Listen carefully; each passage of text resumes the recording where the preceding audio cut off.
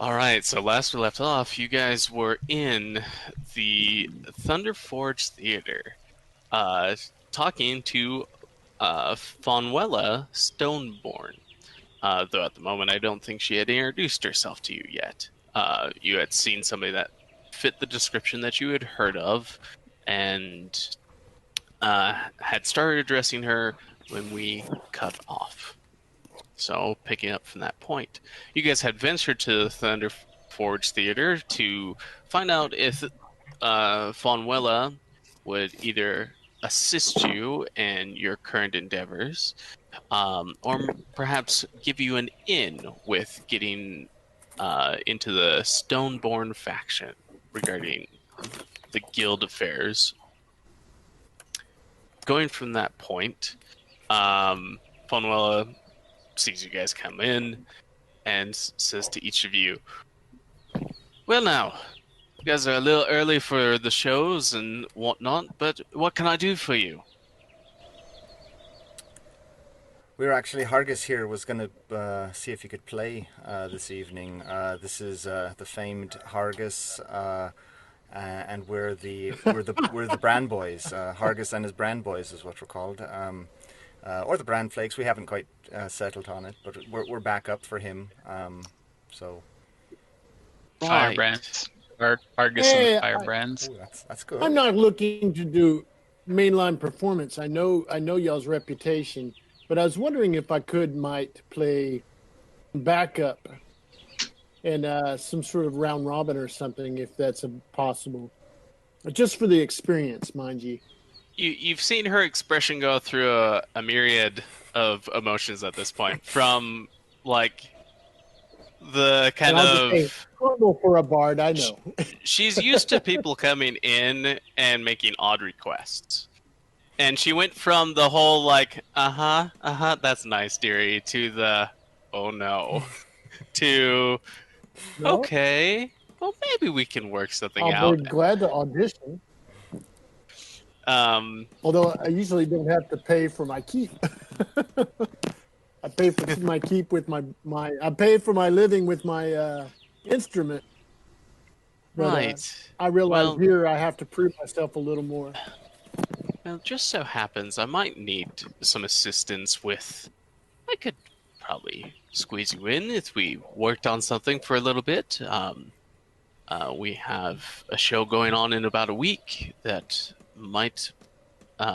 We lost one of our leads for, and she starts rambling to herself for a bit, and then one of the other actors comes up, or performers, and says, "Lady Stoneborn," she's like, "Don't call me that. Sorry, Fonwella, Miss Fonwella. There's still the problem with the drinks." And she goes, right, right. I don't. I need somebody to go over there and talk to them about it. Goodness. Pardon me, Miss Fonwella, if I may. I actually Yes. that getting Hargis up on stage here, although of great benefit to yourself, is really only of secondary benefit to ourselves. Actually, one of our primary functions here, we're sort of to see if we could do anything to help you out. And see if you could maybe ease introductions in with the Stoneborns for upcoming representation in the trial by combat sort of thing. Oh, that doesn't work. We're new around here, you see. What? Right. You're looking to get in another brawl? No. For the Stoneborn fire beard sort of thing. We want to get your backing to be representatives of one of the clans. They can take a pipe and stuff it up. I mean, well, Free country, right? sorry, I'm not. Is it a free country? I respect my family and their Best authority. place to be. I just have some personal disagreements with them, Sure. mainly regarding my late husband. But Sure. Mm. no, right. I remember there being something about them vying for the position with the Firebeards for some ambassador position or otherwise, a bunch of hooey, if you ask me. But um, yeah, no, I could possibly introduce you if you'd be willing to help me out with something. You see, recently I may have gone into a bit of a card game with the gentleman over at the Twilight Grog Meadery, and they're well known for their ale and mead and various drinks, which we tend to offer here to our and well, let's just say our last round of cards didn't go too well. Maybe we had a little too much to drink. There was a bit of name calling, and we got into a bit of a scuffle. And they kind of cut off my supply. I've been wondering about if I could find somebody to Patch things up. help me with patching those up. And I think that would be a great opportunity for me to pitch back over to my family that, hey, they were able to patch up my relationships with this company, and maybe they can help you with representing you so well, since I can vouch for them handling my situation. Righto. I think that's great. I think we could do that. Is there any pertinent information that you think we should know before we go to speak with these fellows? Something, that we're not. We're going in there best prepared to have this conversation. Best to know, huh? So, did you break anyone's nose that we could offer to reset, maybe, or bring? Well, I mean, the fisticuffs was just part of the game. True. Naturally. Probably the thing that was more insulting was something along the lines of calling them a cheater and insulting the family honor.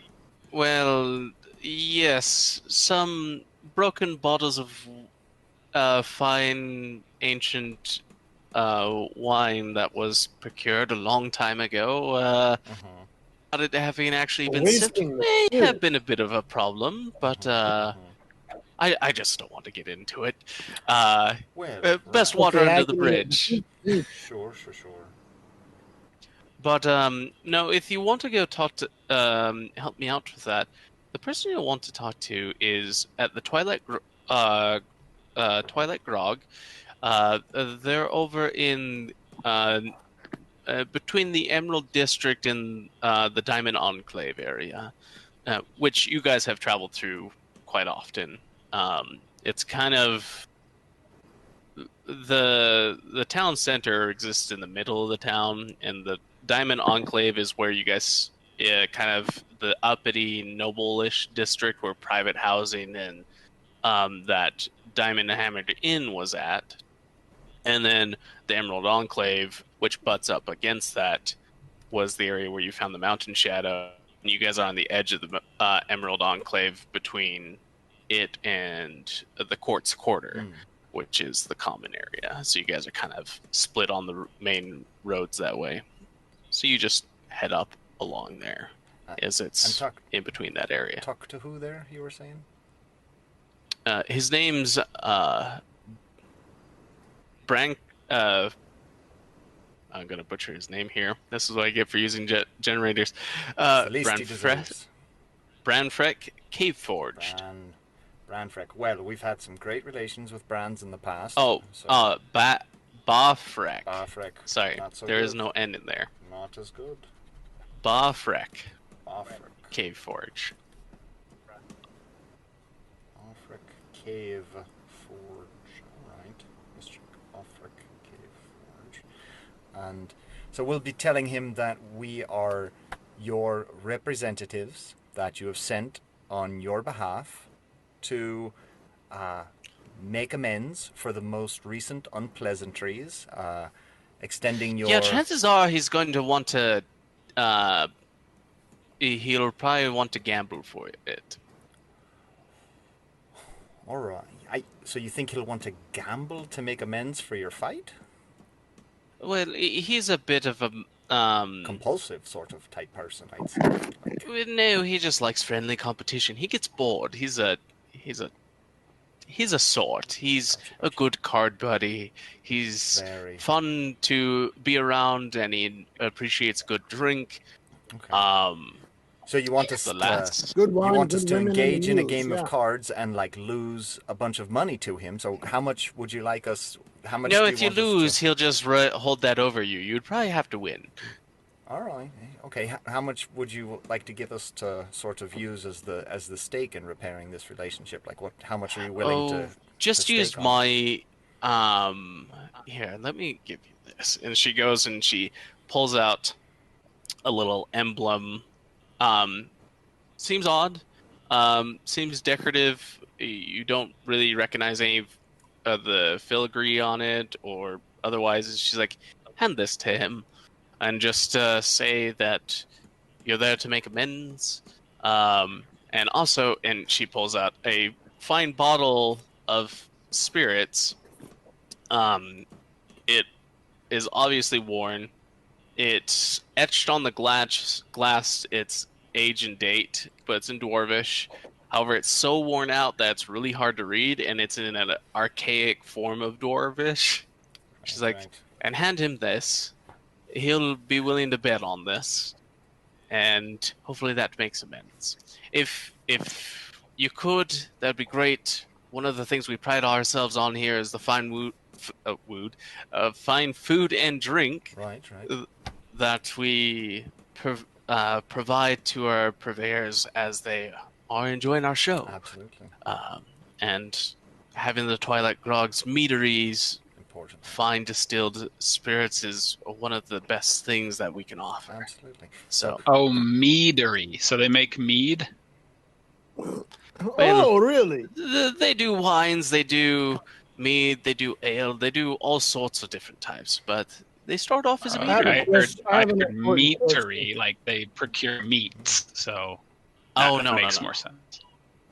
What were you saying, That Hargis? that's handled by another group. Those are the cow thought they were called a slaughterers. butcher. Weird I thought name. they're called Everybody thinks that they're a bit of an oddball here. The And I get Straightforward. this guild here is called the butchers. You know, some dwarves get their names from their occupation, Right. but from ancient family names that have existed for a long time, and or have inherited it through like marriage proposals or intermingling that way.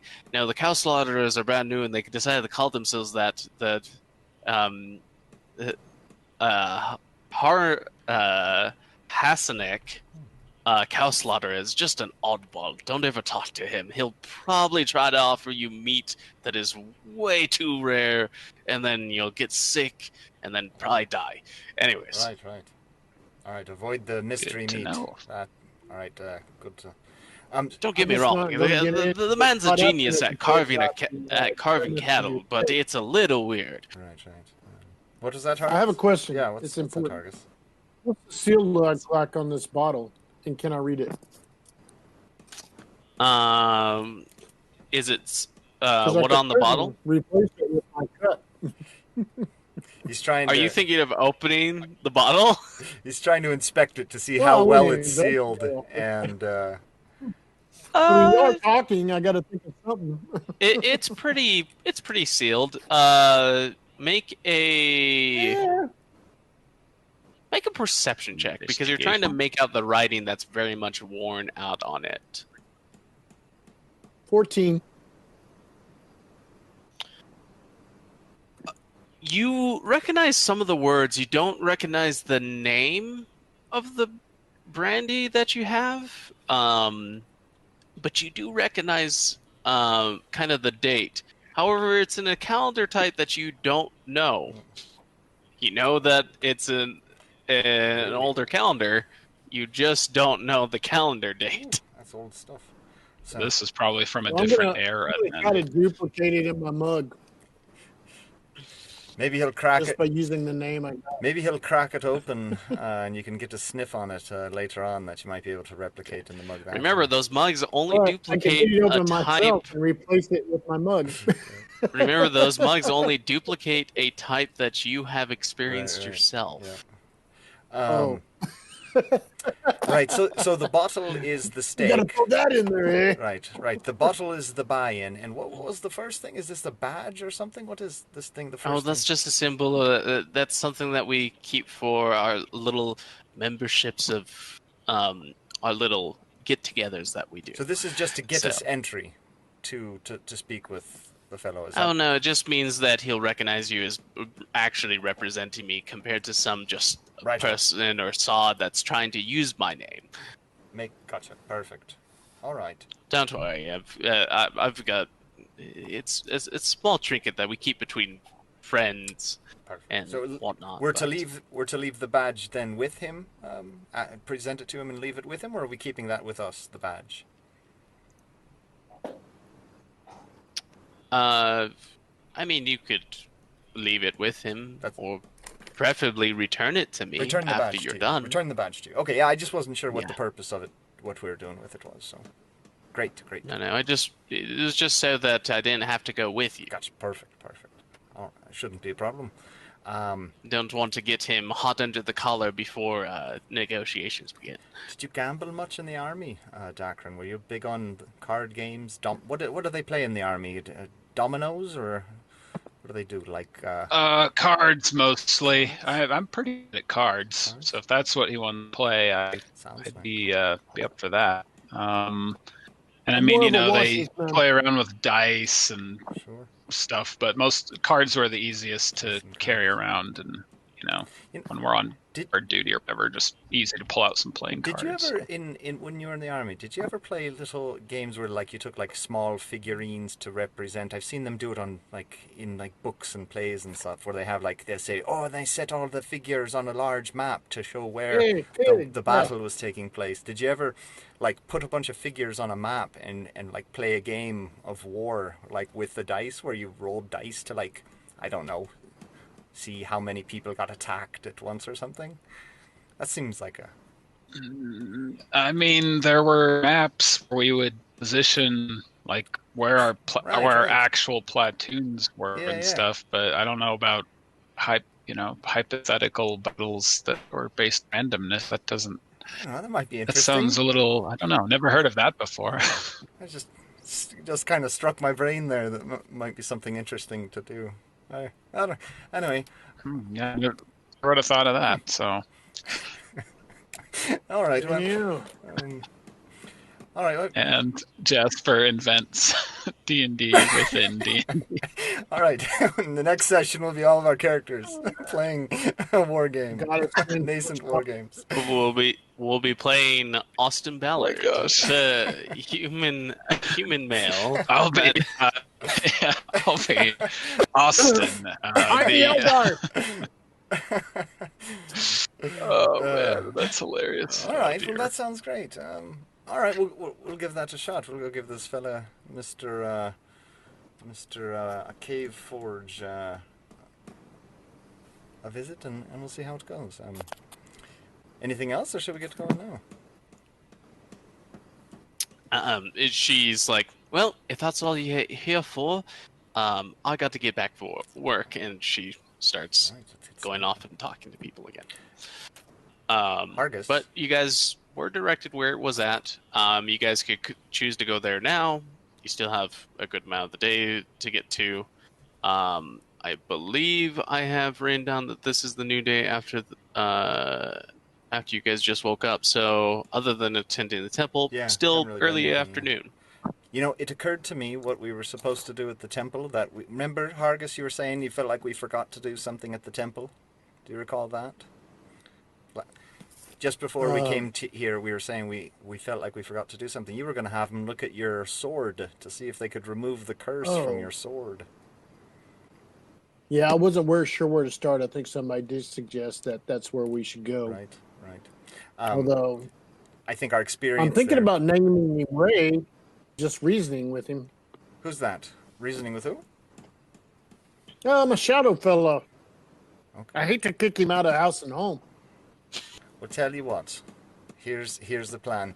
We'll find you some... I'll loan you some crickets, some sacrificial crickets, and you can kill the cricket, and when your shadow friend comes out and starts attacking things, I'll just be far away, and we'll give you a shot with reasoning with your shadow buddy. So you're saying hold the crickets hostage for against his good behavior. Well, I think you might need to. I'm just wild guess here. Just holding the sword, nothing happened. It wasn't until you stuck it into a living creature that your little shadow buddy popped out, right? So maybe you have to actually. It was when the flames. It was when the flames lit up and the shadow from those flames came alive. Slightly different than all right. So that's great imagery. He's got some panache. I kind of admire him at this point, but he can't be going around attacking my friends. Right. See, now you make a good point. Now I would like to see that guy on our side, because when he stabbed my shadow with his shadow, it hurt me quite badly. and that's just rude. If we could, and that's just rude. I mean, that's why the reason. Yeah, if we could get him on our side, that'd be fantastic. Huh. All right. Well, worth a shot. We maybe. can think about it. All right, just I'm worth not a shot. holding out hope. Well, maybe again. Didn't Jasper's wasps kill the shadow? No. Was that the only shadow that was in the blade? Maybe it killed. It's gone now, right? Or did they go back in the blade? I don't know. I didn't see what happened. We were hit with a great large fireball. Fainting from heat exhaustion. Yeah. But yeah. Would you like to inspect your blade? Took a nap after that. Ooh, yeah. Look at the blade. Okay, I'll pull it out. Hey, Blade. Ray, can you hear me? Have you named... Make an investigation check. Or, specifically for this, Arcana. Have you named the shadow Ray? Oh. Is that what... Did I hear that correctly, Hargus? Yes, he named it Ray. I'm thinking yes. Ray Which seems utterly... that seems a bit of a... Very. Oxymoron, since he's calling a shadow Ray. A healthy dose of irony there. Well, I rolled a 6 with my modifier, so... You look at your sword. Maybe later. Seems fine. Should probably turn on other fire. than its dull, muted colors, even in this bright light, it looks about the same as before. You look at your shadow as you're using it, and it follows along with you. Seems maybe the shadow's gone. It's probably just maybe fine. Do a little lazy dog or something, and no. Oh man. Maybe we could do a controlled. Maybe we could do a controlled battle where a bunch of Duergar trying to kill us at the same time. We could go out in a secluded place, light it up, and then we could all just beat them up. And, well, when you all put it in three the of us context of getting stabbed in the shadow, that doesn't really appeal to me. Oh, I don't know. I've got a number of Hargus. I've got a number of quite shadowy bits that I would like to not get stabbed in. So exactly, like the kidney. I'm fairly certain getting stabbed in the shadow bits is probably one of those things that you hear bandied about in pubs and it's definitely a threat. It's definitely a threat. Oh dear. All right. Maybe we go to the church. They can hello, Ray, come out. We need to talk to you. And then we can reason with them. See how the clerics feel about Ray popping out of your sword. Okay. Well, he comes from the shadow realm, Would we be passing the church on the way over to the Meadery, or is that in a different direction? Could we take a reasonable path past the clerics? I have a feeling that they're going to charge us for that sort of thing, like they did probably before. And again, I guess we're not super ripe with funds right now, so I don't know what they charged. They said remove curse. I got money. So I suppose we could look into that. I am ripe with gold at the moment. That's true. We never did divide up the gold that Hargus got from that chest of gems and everything. So it would be. We did eventually divide most of that up, but I'm still pretty ripe with gold. All right. Well, until I get a better scale for what prosperity is. I got 216 gold. How much? 216. All right. I mean, we could look into it. I mean, it probably would be I nice to shouldn't get see. that thing. We done made a mistake saying how much gold we have in front of the GM. So This will be all right. I'll summon Big Coulter. She'll help me. That's right. I'm Oh sure. gosh, probably not the best idea right now. I get that feeling about her. You summoned me in Big Yord's Coulter. garden. Did you talk to Ray? He's being a right ass. All right. If memory- So, All right. are you guys headed? Are you headed to the Twilight Grog Meadery? By way I of think the so. church. Unless there's anything else you guys think we need to do, but Well, we were thinking of swinging by the church to see how much the remove curse would cost for the sword. So let's swing by there and see if we can talk to a cleric and see if we can get Hargus's sword uncursed. it's a shame we didn't realize that earlier, because Lamont could have done that for us back in Hardale, but I'm sure there's somebody around here who could do it too. Yeah, that's what have been. So hopefully it doesn't cost too Well, much. Well, let's see what they want honestly, to charge I us wasn't for it. really aware of it Yeah, until it attacked us on the ship. I wasn't. that's really actually true as concerned or well. even Yes, on we my didn't mind. know, and I got so It was involved. the stabbing to the kidney that really brought us to action here. Really put a pin on it, so to speak. Yeah. Okay. All right, so let's mosey on over to the temple, and we'll see if we can get some help from a cleric there. He's on down the road per se. As we go, Jasper pulls out his big longbow that he's got strung, right, and he kind of bends it a little bit and wraps the string around it so it stays bent a little bit more than usual, and then takes an arrow out of his quiver and starts trying to play it like a big stand-up single-string bow to see if he can get a tune out of it in preparation for being backup for Hargus. So he's just like, Hey, you'd really need a wash pan for that. what? Where would the wash pan go? On the Oh, you stand it on. You put a nail in the bottom and you stand it up on the edge, and then you just pull it tight as for tension. oh, is that to And make it louder? It's really a tasty sound. Yeah, Okay. it's a bit of the hills. All right, let's try that. I'll just keep practicing like this until we get a pail to The really. bigger the wash pan, the better the sound. Preferably some sort of thin metal. All right, we'll give it a shot. Yeah, Mm. I'll just serenade us as we go. It just does the one. yeah. It just does the one note. There's make a performance check for me. Well, they play more than one note. I'm You self-imposing. change the note. I'm with the self-imposing on your, disadvantage. and your string. So that's 11. I'm gonna attempt You to know how some instruct. people hum a tune and they're like tapping to the beat? Occasionally somebody may recognize that tune and like, oh yeah, I know what that tune is, and then like the person either because they're not musically talented or they forget the beat in their own mind or they start over that same beat again and again, they're like, well, that's not the next part of the song.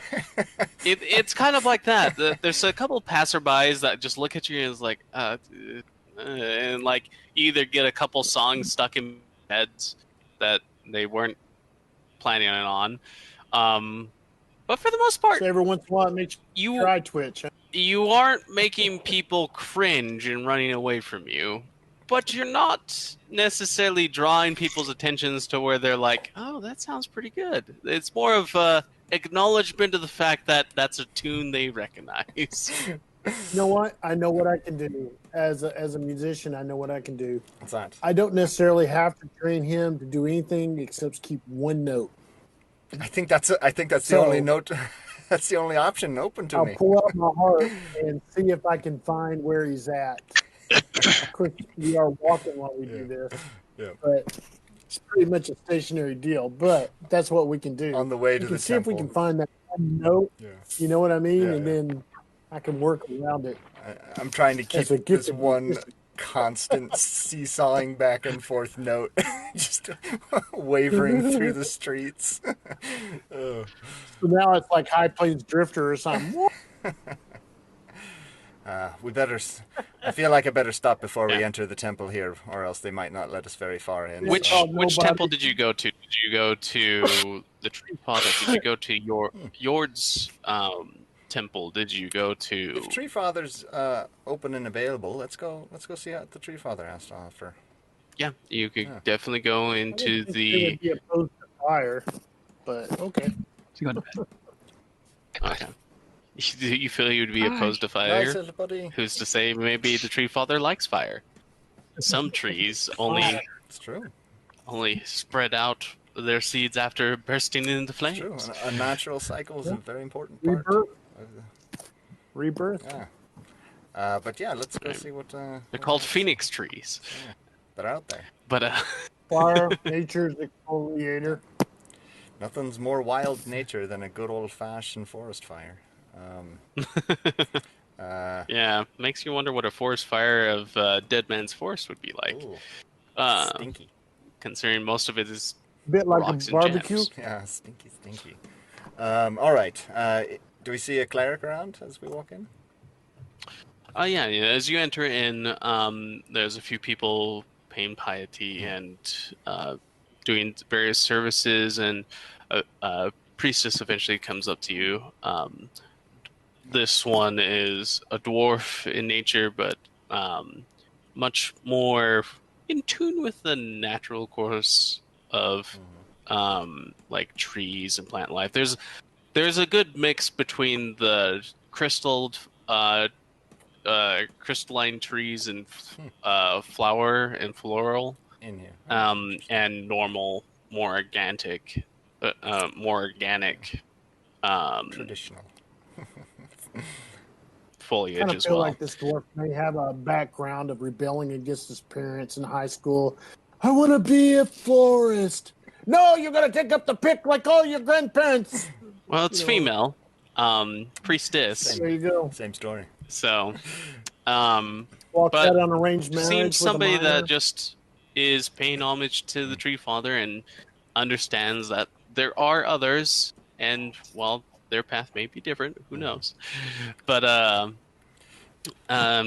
she offers the services to you to remove the curse. Originally, she thinks that you mean on yourself, and offers a certain chemical mixture similar to what you guys had already experienced for your burns. They had some herbs and otherwise that may be able to treat magical diseases or curses that you've been afflicted with. Then finds out it's for your sword and realizes, oh, you want to disenchant something. Quick or question. remove the curse. Is there any reasoning with Ray? Or we just got to flat out kick him out? What? Ray? Oh, I that's a good question. That'd be a question for the cleric, I think. Ray is what we've affectionately named the shadow spirit that inhabits the sword. So I guess that we'd have to leave that to your professional. I see. Mega hardness. I see by your seeing that you may not see what I mean. She definitely has given you a look of, you want to keep a curse on you. Like, Is to it- her, it's like hearing, yeah, is there any reason that we should, like, keep the smallpox? Maybe it would be beneficial to some negotiation that we do later along the line. Is there a way for us to It's know? pretty cool. Is the curse on the item or is it on Hargis himself? I guess that we don't know that much actually. We're very new to this sort of thing, so I guess we're looking for your. Let me take a your look at him. guidance. Yeah. Here's another question. Will it lose its enchantment if we go back on the if we kick Ray out? I mean, it's not much good to us. Yeah, you want the fire Yeah. enchantment, but Yeah. I mean, Ray's just a bonus. drawback is He's For cool. them to disenchant it, just for the sake of it, it would, It's like the to dirt remove that the turns into- curse of the it's like the shadow dirt. on this blade, it's going to cost you about 15, so 45 gold. 45 gold, Hargis. Okay, and just to clarify, that'll remove the curse aspect, not all the enchantments on it, because it does cool fire stuff otherwise. Well, I will be casting a remove curse, which I believe will resolve this issue. I could attempt to dispel the magic in general, which might affect its other properties, Right. but if it is indeed cursed, then this should take care of it. Hargus, Just a moment. Remove curse. Hold on. Yeah. Let me pull out the sword. Go pull it out. All right, Ray, here's your chance. You either going or you're going to behave. What's it going to be? After a long, deliberating silence. Crickets. And a couple crickets from the nearby Jasper munching Jasper licks his lips. ending their lives in a horrible fashion. I didn't say they're crunching a cricket death. In the background, you swear somewhere in the recesses of your mind that nothing is being told to you. What's he said? All right. What's he said, Hargus? Off he goes. Well, silence is consent. We're going to kick him out. All right. He didn't seem the reasoning sort, so not a surprise. So 45 gold. It would be pretty cool to have this sidekick shadow dude. 40, well, maybe he'll stick if around. I give you 50, can you make him a sidekick shadow dude? I guess we'll see what happens. Okay, we'll kick him out. She's obviously not taking me serious. She's ignoring me now. I'm used to that in women. So. Oh, wow. So 45 gold. All right, and 45 gold. How long is this going Unless to I can give you 50 and you'll train him instead. Serious question. Serious question. She's like, I do not dabble with curses or such dangerous spells. That's fair. So that's not something that I would typically do. All right. 45 gold it is. It was good, Ray, but you got to go if you can't behave. Goodbye, son. You know, to be fair, he had his chance. He could have attacked anybody, and he definitely attacked your ally instead of the enemy that you were attacking at the time. All right. So. Maybe he was confused. Very accurate. Maybe. Confused or consumed by jealousy? I don't know. That's true. That's true. Okay, so if you'd like to pay that fee, she will cast remove curse on this object. That's really good. All right. I give her 2 small bags and 5 gold coins. Okay. After the. Does anybody want to say bye to Ray before he goes? No heart, no love lost there between us. I think would be the. Well, at least not until the wound heals. Correct. Jasper does a traditional gnomish goodbye to people who you're happy to see go. He just tweaks his nose at the sword as the curse is broken. Kicking into the grass behind you like you're covering a good steaming poop. Yeah, just tweaks his nose at him. Jobbies. And good riddance to you little. Yeah, kick the glass over you. Yeah, no material. You big steaming pile jobbies. You shadowy little bugger, yeah. Okay, there's no save on it. So yes, nice. Cast the spell, and there's kind of like these ethereal green vines that wrap around your blade, and then start like seeping roots into it, and then start pulling apart from it, and you see kind of the shadow of the blade itself being pulled off of it, and it's making a kind of a snapping noise. As it does, there's little sparks that go across the blade. Sorry, and eventually, the sparks get ripped, and you see what appears to be the equivalent of a silent scream. As this embodiment or shadow of the sword just retches off of the blade. And it seems like the curse has been removed. And you know, that's a true narcissist there. You call them on their nonsense, and they make you feel bad about it. Yeah. Dang. I very toxic sort of shadow if I ever saw one. So. Absolutely. Well said. He's bringing down the group. He really well, should we go test it out now? Make sure it's that was a good place. pure. Hargus? Yeah, flame on. Oh, well, in the woods? You want to flame on in the woods? Well, I mean, don't go swinging it at any of the foliage or anything, but yeah, just pop it on. All right. I'll try the minimum of panache and flame on. Oh.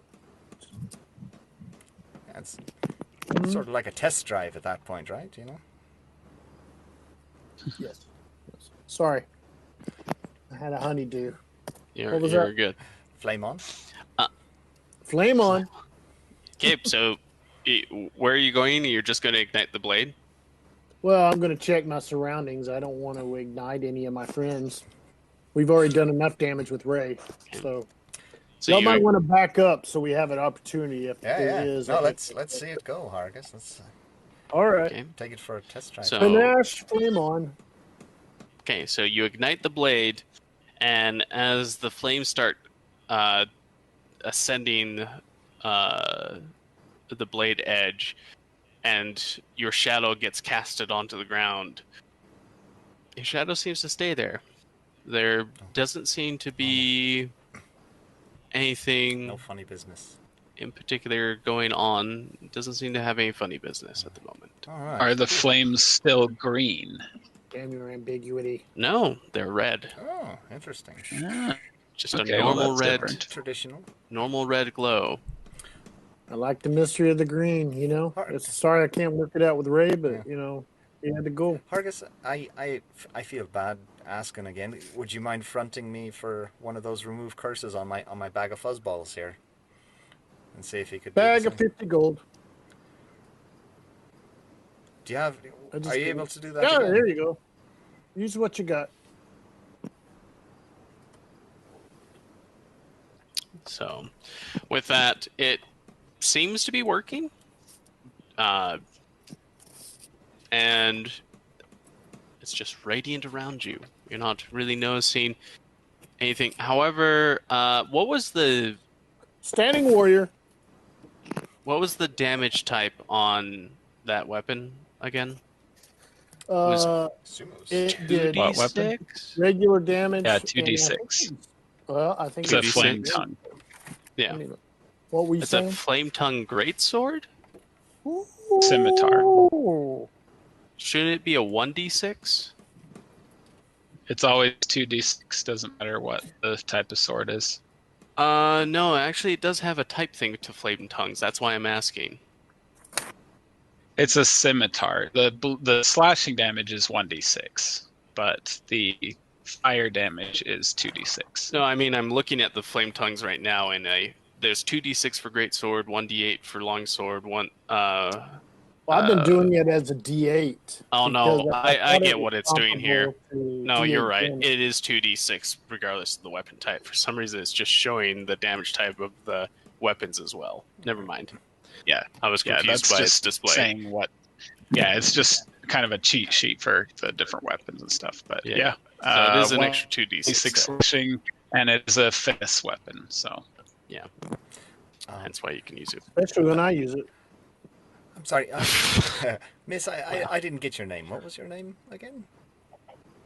Her name? Target. Oh.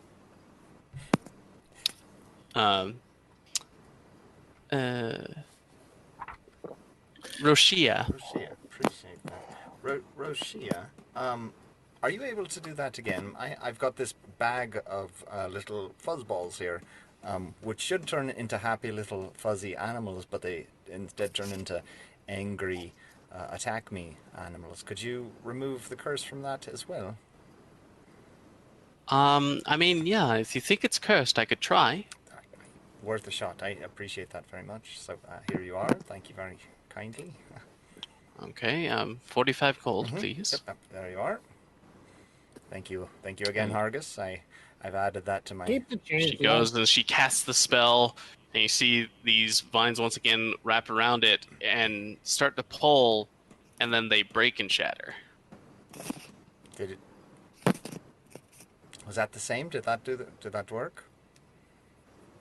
I don't think this item's cursed. Oh, it's just a... Given the effect. Well, darn. Well, no refunds, sorry. Wow. All right, thank you. You're really gonna go there, girl, are you? Yeah. I don't remember, honest. Actually, no. Is that? Not even embarrassed. Just, I got you gold. It's one of those things, and if she's in here wasting magic every day on people, bringing her every knick-knack they find in the street because they say it's cursed, She's okay. Oh. We're just gonna leave it alone. Nah. I'll play my harp and keep my mouth shut. No, we'll find out. Let's see what happens. Grow. Correction. Grow plants. It does work. I thought that was a different item. Oh. That was my mistake. Hey, all right. No, it was just a little tiny shadowy spark there on the side. No, I think it did. You think it could be that we just smuggled a little bit of the Shadow Realm in with us? Maybe. In the form of a curse in this instance, but I wonder if that's what the reality is here. We just brought the taint with us. Okay. Yeah. So, my mistakes. Now it works. For all intents and purposes, if you want to add the item to your inventory, it is just a bag of tricks. Bag of tricks, all right. Ooh. Yeah. Instead of a cursed bag of tricks. That bag of mean tricks. Bag of dirty tricks. Yeah. Oh, fun. For some reason, in my notes, I had to go back and...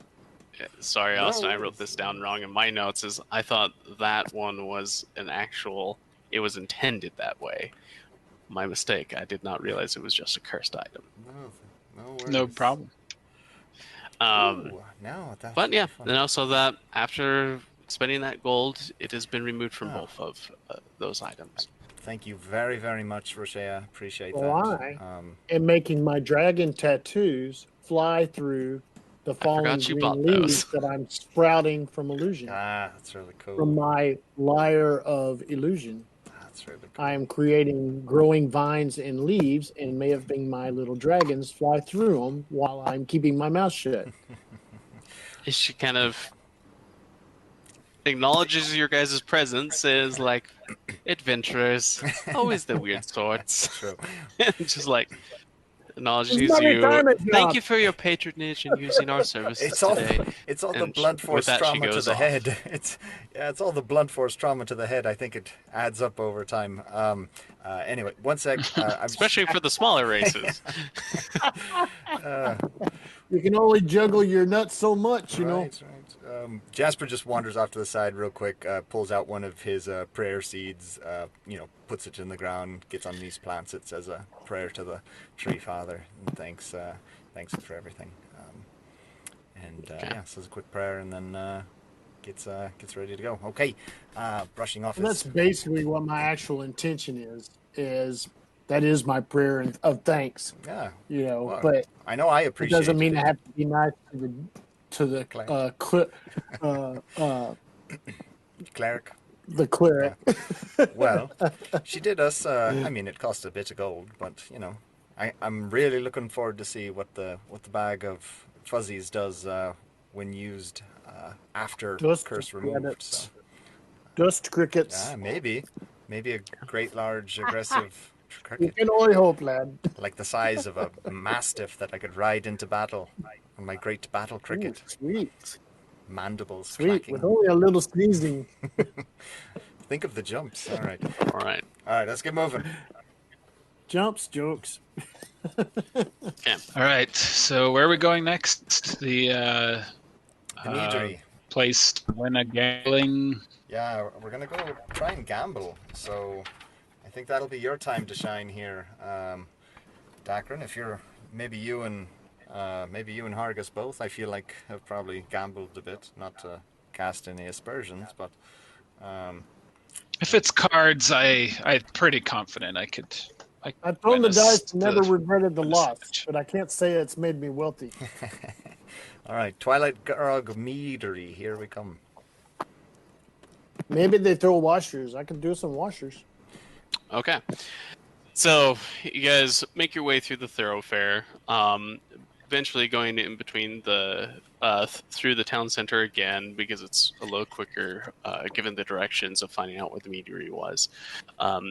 It's on the edge of the Emerald Enclave District, and you can kind of see the distinct difference between, like, the fence lines of where the the Diamond Enclave and the Emerald District are, and it's sitting on the Emerald District side, but it tends to have the panache that the Diamond Enclave is. Like, they're trying to sell themselves that, oh, we're just as good as that side. We're just over here because the rent's cheaper.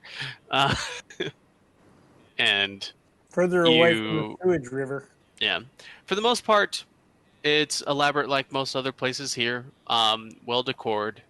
Definitely looks like your traditional distillery, or has giant vats in the back, and more of a warehouse-like complex. But you go up to the main building, and there's a heavy traffic of dwarves around here that seem to be coming and going. There's a couple wagon loads, kind of carts that are pushed by individuals that are carrying just a few small casks in the cart going in and out of the place, seeming to have purchased for either themselves or some building or otherwise. And stepping inside, it doesn't take you long to find and get the attention, using the badge that you have, of Caveforge, who apparently is hungover, as maybe expected, but a bit red in the cheek still, and he's like, okay, what do you want? I was told... Yeah, I got the cure for that right here. Not so loud, laddie. Yeah, lad, I got the cure for that right here. I'll give him my mug of mead. I like how you think. And he drinks it, looks at it for a moment, and he's just baffled because it's not... he's just staring at it, just completely baffled right now. I know. He doesn't know if he likes it or not, and he can't tell if he's dreaming or not right now. Or if he's just been so hammered that there's just no effect anymore. And there's like a look of worry and like confusion, apprehension, surprise, disgust. Like, no, like excitement as well. He's like, I have attained the same level as a deity. Peak level drunkenness. Then you're welcome. His liver leveled up to God mode. He has literally turned off all function at this point. He just renewed his liver degeneration. Yeah. And he slowly takes a sip again. Takes a sip again. Looks at it. Looks at you guys. Kind of reaches out towards you and like grabs your clothing. He's like, okay, so it's not a dream. No, we takes a drink again. Although I think we are, you could say, a dream come true, because you are in the presence of Hargus and the Firebrands. We're headlining over at the Thunderforge here in the next couple. He's obviously not paying attention. Oh. He's trying to get down under his face to reestablish eye contact. There you go, lad. Share the drink. Angle the badge so maybe the light catches his eyes. It's like it's different every time I go for it. It's like, there you go, lad. I'll take it I haven't had that for a long time. Remember, it's any drink that you have previously experienced you can get from this. Right. Yep. Well, I got this just to mimic the... And in his state that he is in, he's undecided of what type. As you did not tell him what type of ale would be in there, his mind is going crazy, going through all the different types that he has had while he's drinking this. It's pretty good brew. For the effects of combat, he is stunned. Yeah. Now all we need to do is get plastered dwarves to fight us and take a sip of the flask before they engage, and we'll have a free round of attacks on them. This continues for... it's going to continue for about a half an hour unless you guys stop him. No, I understand. I stop him after a couple minutes when I get I'll just intercept the mug. Okay, so we didn't come here from him. Share the wealth. Or, sorry, the take stein. It, And he doesn't resist you taking it because he's stunned. And as it leaves his hands, it's like he wakes up from the daydream and he's like, sorry, what was I doing? Who are you? Just a moment. And he goes over to this barrel and he pulls out some of these berries and like starts munching on them. Immediately makes this grimacing face and kind of like swallows like taking a bad medicine, and then coughs and hacks for a bit, and then turns to you guys. He's like, "Oh, nothing like a bitter berry to get you sober again. What can I do for you?" Looking for Bafrek Caveforge? Oh, that would be me. Right. You're not my normal purveyors, and you guys someone's errand boy. More right. What are you holding up to? The badge. He's the little badge. He's like, badge, okay. Right. And then you the here bottle. For... Oh, I remember. We come on behalf of Fonwela Stoneborn. Puts his arms up and folds them. Right. We had a bit of a disagreement after a game of cards went a little too far. And Are you here to make amends or something? And this little beauty. Yes, she feels terrible about it, and she wanted to bring you this and say that he is sorry and wants to be pals again. She's really sorry. She was too embarrassed to come herself. Okay. Because she was so ashamed. So at this moment, Dakren, make a persuasion check. With advantage because of that bottle? No. Well, that's the whole reason why you're getting the persuasion check. Just for the viewers at home, 9. When I'm spinning a bottle like this with my thumb out, it's because it's one of those wine bottles or brandy bottles with the concave portion at the bottom, that sticks in your thumb. I'm not doing something weird.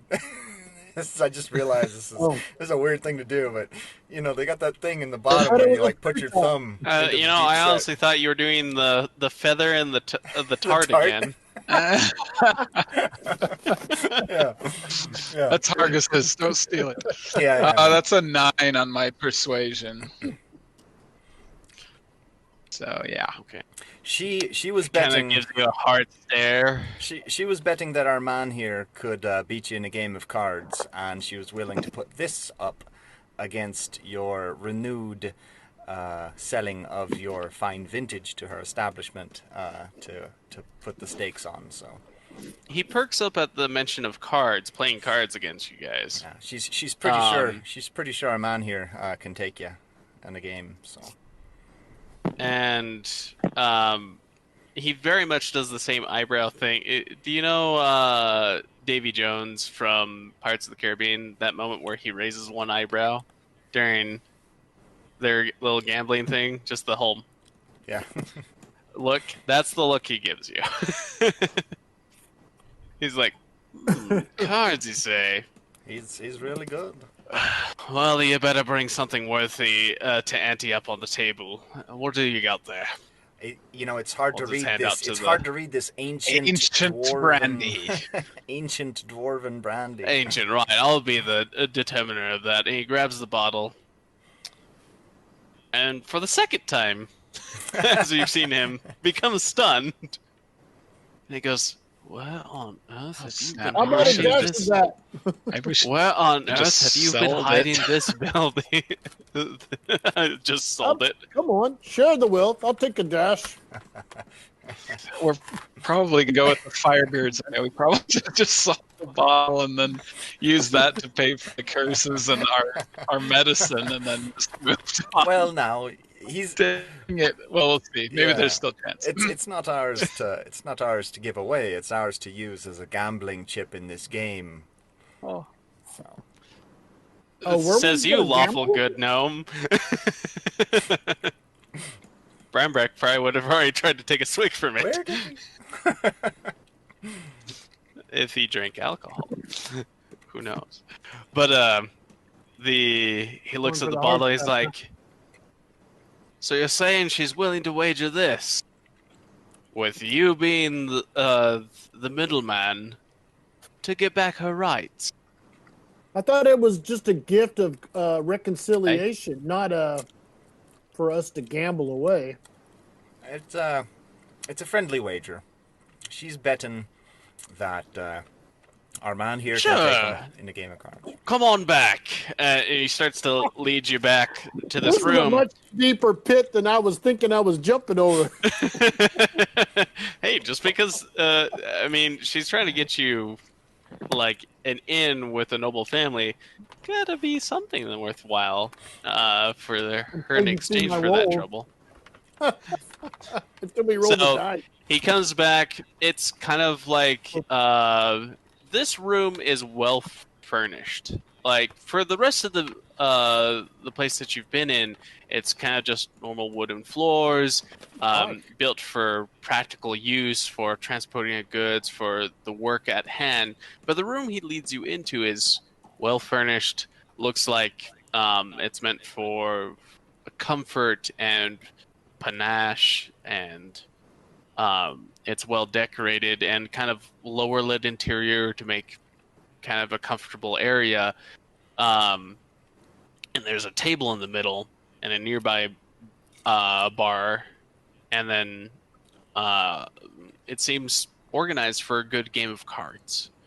He says, so what are we going to play? And he puts the bottle in the middle of the table, pulls out a shelf next to the that's underneath the table, and pulls out a couple different types of games. You see three dragon ante. You see some dice brought out. You see a stack of cards that are brought out.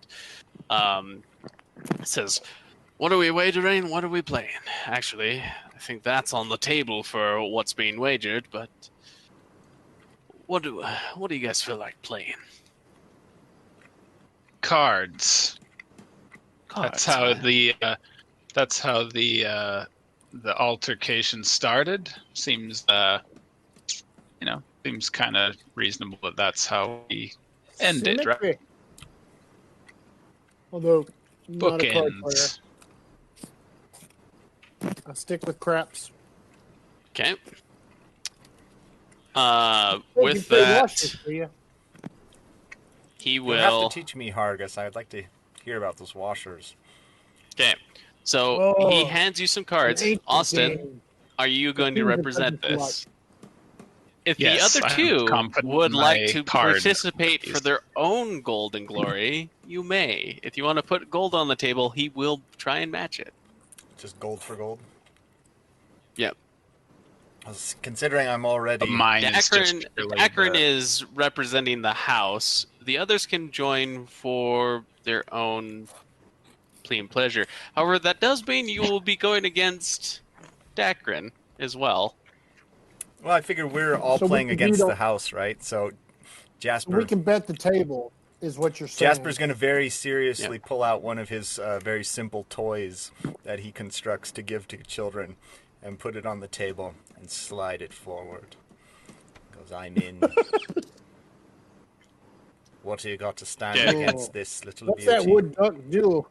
With that, when you roll the wheels. It's an awkwardly shaped bird. He's pulled out of his pouch a pipe, and he knocks it on the table for a moment, lights it up, and then after that, he says,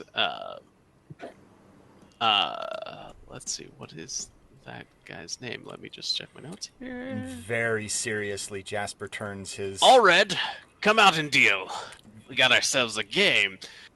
And after a moment, a little lantern kind of picks up off of the side of the wall and starts motioning towards you. That's fun. And then the lantern just sits there, and you can see the faintly outlined image of what seems to be a servant of some kind that grabs the cards and starts shuffling them. Well, hold For on. those that are interested, it is an animated object that is working under the effects of Unseen Servant. Cool. That will be your table. It will be your dealer at the table. Jasper adjusts the awkwardly carved bird that looks like it would definitely be completely incapable of flight if grown to normal proportions, but when the little string is twisted inside the wings on it go like, and they flap awkwardly. And he's like, "What are you putting up against this little beauty?" And slides it forward. If only Brambrick was here with his magic hand to interfere. That sucker was nimble. I mean, when you don't have the rogue. But, so he's like, I don't know. Handmade. He looks at that, he's like, let's keep it to simple stuff. And he takes out a platinum piece. How about this much? Puts down 1 platinum.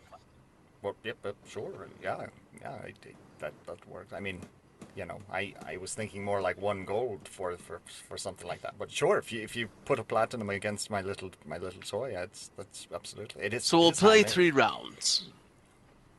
We'll play a few rounds. I'll tell you what. First one to win win 3 will be the keeper of the house, and he motions to the bottle. Sounds good to me. Let's establish a value. I've already established how fine the spirits are coming from my mug. Sure. I will give you 1 gold key for 1 gold piece value. I'll give you a full mug. I'll top off your mug with my mug in lieu of coin. Interesting note, you have never dumped the contents from your mug into something else yet. Yeah. I did try to fill a wine skin, but you did fill your wine skins. Did you ever drink from those wine skins afterwards? No. I think I've got the mug. I don't need to. Once I realized it was going to keep refilling, I thought we knew that it doesn't hold, that it converts back. So I think you'd know that it probably just goes back to being water if it's poured out or whatever. No, I didn't. When poured into another container, it does become a water. Okay. So you can just quaff 3 big quaffs at it, or give him another. I don't really want give him another half hour with it. I don't want him cheating. Yeah, but I'll tell him. I'll rent the mug out to you for a gold piece. I'll rent the mug out to you. 10 minutes per round. 10 minutes per round that he wins. As if in a daydream, he thinks back on that mug and he thinks of the various alcohol that this dwarf has consumed over his long lifespan that he probably hasn't been able to drink again, either because it's no longer made, it may not be finished in his generation or something that way. He says, and he just like gets a kind of a droolish expression on his face. We put it this way. He says, I don't have anything worth that value to put up on the table. And I mean, we play, but it's look, this is an intangible thing. So I'm negotiating a gold piece a drink. A gold piece a drink. So you're willing to offer up 10 drinks at the moment on the table. Yeah. Make a persuasion check. Duration while here. Make a persuasion check. Pretty good. 13. To be clear, you'll also. I got better than that. For if I win, you'll also forgive Fonwela, right? 16 for persuasion. No. 16 for persuasion. Okay. Yeah, nods to you and says, "Yeah," and then he turns to you. 21. Yeah. What's your proficiency? You get to add stuff to that. You have an 8. Cool. You have a +4, and you guys are level 5, so you have a +8. Yeah, that makes sense. Well, we're level 6, so that went up, didn't it? Yep. No, it would still. It's every odd number that proficiencies go up, right? Not every. It's like every 4 levels or something. It's yeah. Okay. You guys have a +3 to your proficiency, and what's your charisma score at the moment? I have an 18 His is charisma, 4. which is plus So 4. 4. So you should have a +7 to your. Sweet. Well, I have a plus 8, but I can't tell you how I did it, so let's just say it's plus 7. I think I know why. Still really high. Does he have an item or something that gives him an extra plus? I think you probably applied Jack No, of all it's my... Bardic, Yeah. Jack of all trades to it. So, No, he's Right. proficient in. Oh, I get a plus 1 in addition to that all that. I happens. get a plus 1. So the Jack of all Yeah. trades Yeah. only So- applies No, to things you that get- you're not proficient in. So Oh, okay. Yeah. So it should be +7 at the moment. Everything else gets half your proficiency bonus, which is +1. but still, 20, But 20 instead of 21. everything that you're not proficient. either Still way, good. I kind of expected you to have a higher number when you rolled a 13, so you're good. 21. A dirty 20. It's still 21. It's a dirty, Yeah. dirty 20. Yeah. Either way, good enough. Dirty So he's boy. like, I could get behind that. And he starts thinking to himself, and he kind of reaches under the table and starts scribbling what appears to be in Dwarvish. Do any of you read Dwarvish? I do. Right. So for Dakren and Hargis, it's easy enough to see from this range. You can kind of make out the words. He's writing down different spirits that he had in the past, and he's trying Starting to a think list of already? that would be amazing. Yeah. Well, look at it He this seemed way. to. He's very talented enough to identify what was going on with the mug, Mark. but he was also very stunned by Sure. like what was presented to him. That's a very rare thing. That and- precious liqueur sitting in front of him. Yeah. So If he's ever had it, he can he's duplicate not it right now. he's not completely understanding how the magic item works, but he gets the general concept Yeah, of sure. it. Smart fella. Going from there, the turning to you, Dakren, he goes, I get the meaning behind the bottle that she brought and that, and I feel that it's a fair enough trade that she's willing to wager to make amends. So, yeah, we'll do that. No problem.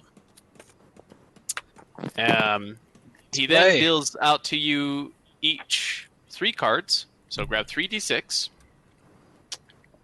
And then the Spectre rolls out 2 cards, So we roll now? which is a 6 and a 3. So yeah, so roll your 3d 3d6.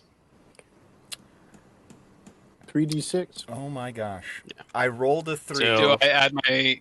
Since I'm proficient with cards, do I add my proficiency bonus? No, actually, since you're proficient with cards, what will happen for you is you can choose one of your dice. Ah, okay. So Yeah. it's not the total that we're No, thinking no. of. We're just keeping track of the actual ones. Okay, got it. Yeah. So roll your dice. You can choose to change one of those dice, Austin. Are we going just for high numbers or? No, you literally are going for either straights, pairs, 5 of a kind, or 4 of a kind. It goes pairs, pairs, 2 pairs, so you can have like 2 2s, 2 3s. Well, we only have 3 dice. Well, we're using his too. You rolled a 3 and a 2 are 6. used on the house, The 3 and so the there's 6. a 3 and a 6 that the house has built Oh. out. Oh, okay. Yeah. So, Got for it. example, let me give you an example right here. If I have 5, 4, 6, then You keep the 6. I have a 6 pair, and that's it, because I need all 5 of them to be in order. I would have had to have gone a 2 in order for me to have a straight. So, what's the hierarchy of? So it goes in this order. How good it You is? have a pair. Okay. So pairs first. Pair. That's the lowest. The next one is 2 pairs. So having like 2 5s, 2 6s. The next is. Oh, sorry. No, actually, it's 3 of a kind next. So 3 6s. Let me look at my rules here. Okay. And then next is 2 pairs. After that is 4 of a kind. Next is a straight. And then last is 5 of a kind. Yahtzee. Yep. So this is still feels like a dice game because we're using dice. So they're like 5 cards of a kind. Dice. Numbered cards. Yeah. So I have a question. I rolled a 3 with the first die, and then I rolled the other 2, and it hit the 3 and flipped it over to another number. Do I get to keep the first one, or am I stuck with what it got flipped over to? Not my fault your dice connected to each other. I kind of figured that was going to be the answer. I had to ask. I could have gotten 3 of a kind if that was the fates aligning where one of the D&D gods went. Oh, that's why I'm using 1 die at a time. Well, I just don't have 3d6. So. Yeah, but it could have worked out the other way too. So so it's a 3 and a 6 on the house. Roll your dice. Your proficiency lets you choose one, Austin. 3. Oh my gosh. Or like re-roll one, you mean?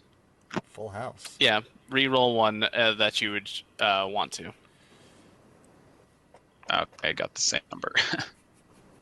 All right, I'm ready then. Are we all playing? Yeah. Yeah, you're all playing. I rolled 6-3-3 if that matters. It does. Well, you don't want to tell me because we're doing the next part. You don't know. I'm sorry. I was reading. Yeah, so I apologize. You guys all keep up your cards. Yeah. Now, here's the skill check part of this game. Nice.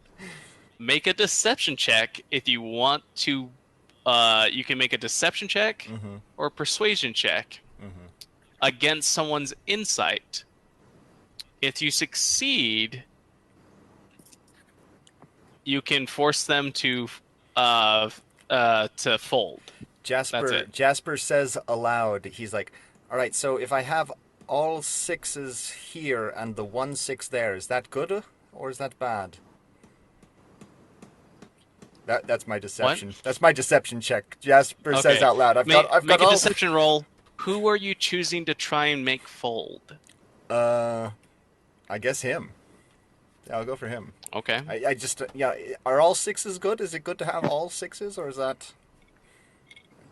Make it with disadvantage. Disadvantage.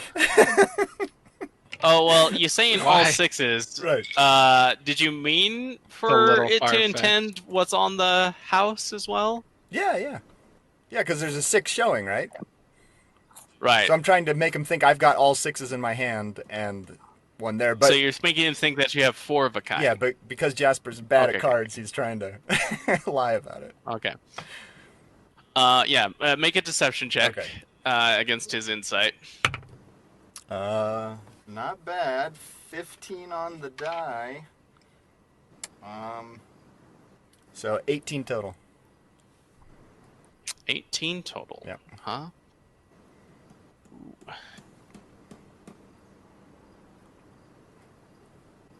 He matches you, so no, he does not fall for your deception.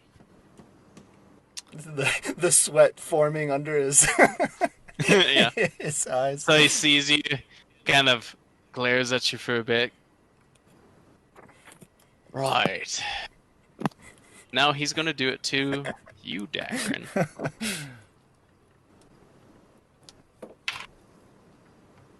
I can tell you youngins aren't really used to this kind of work. Maybe you should just bow out for this first round.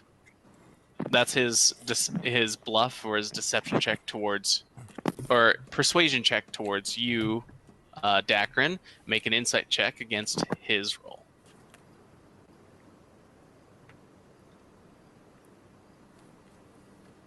Four. Good hand. You definitely feel intimidated and feel like you have to bow out on this round. So I have to bow out? Yeah. He succeeds on this check. Okay. This round you fail. That's weird to be controlled by charisma checks. It's weird to be on the other side of that. Been NPC'd. Okay, I fold then. Probably wasn't that good anyway, so yeah, I fold. Yeah. Okay. Hargis, do you want to target Jasper? I'm just going to keep.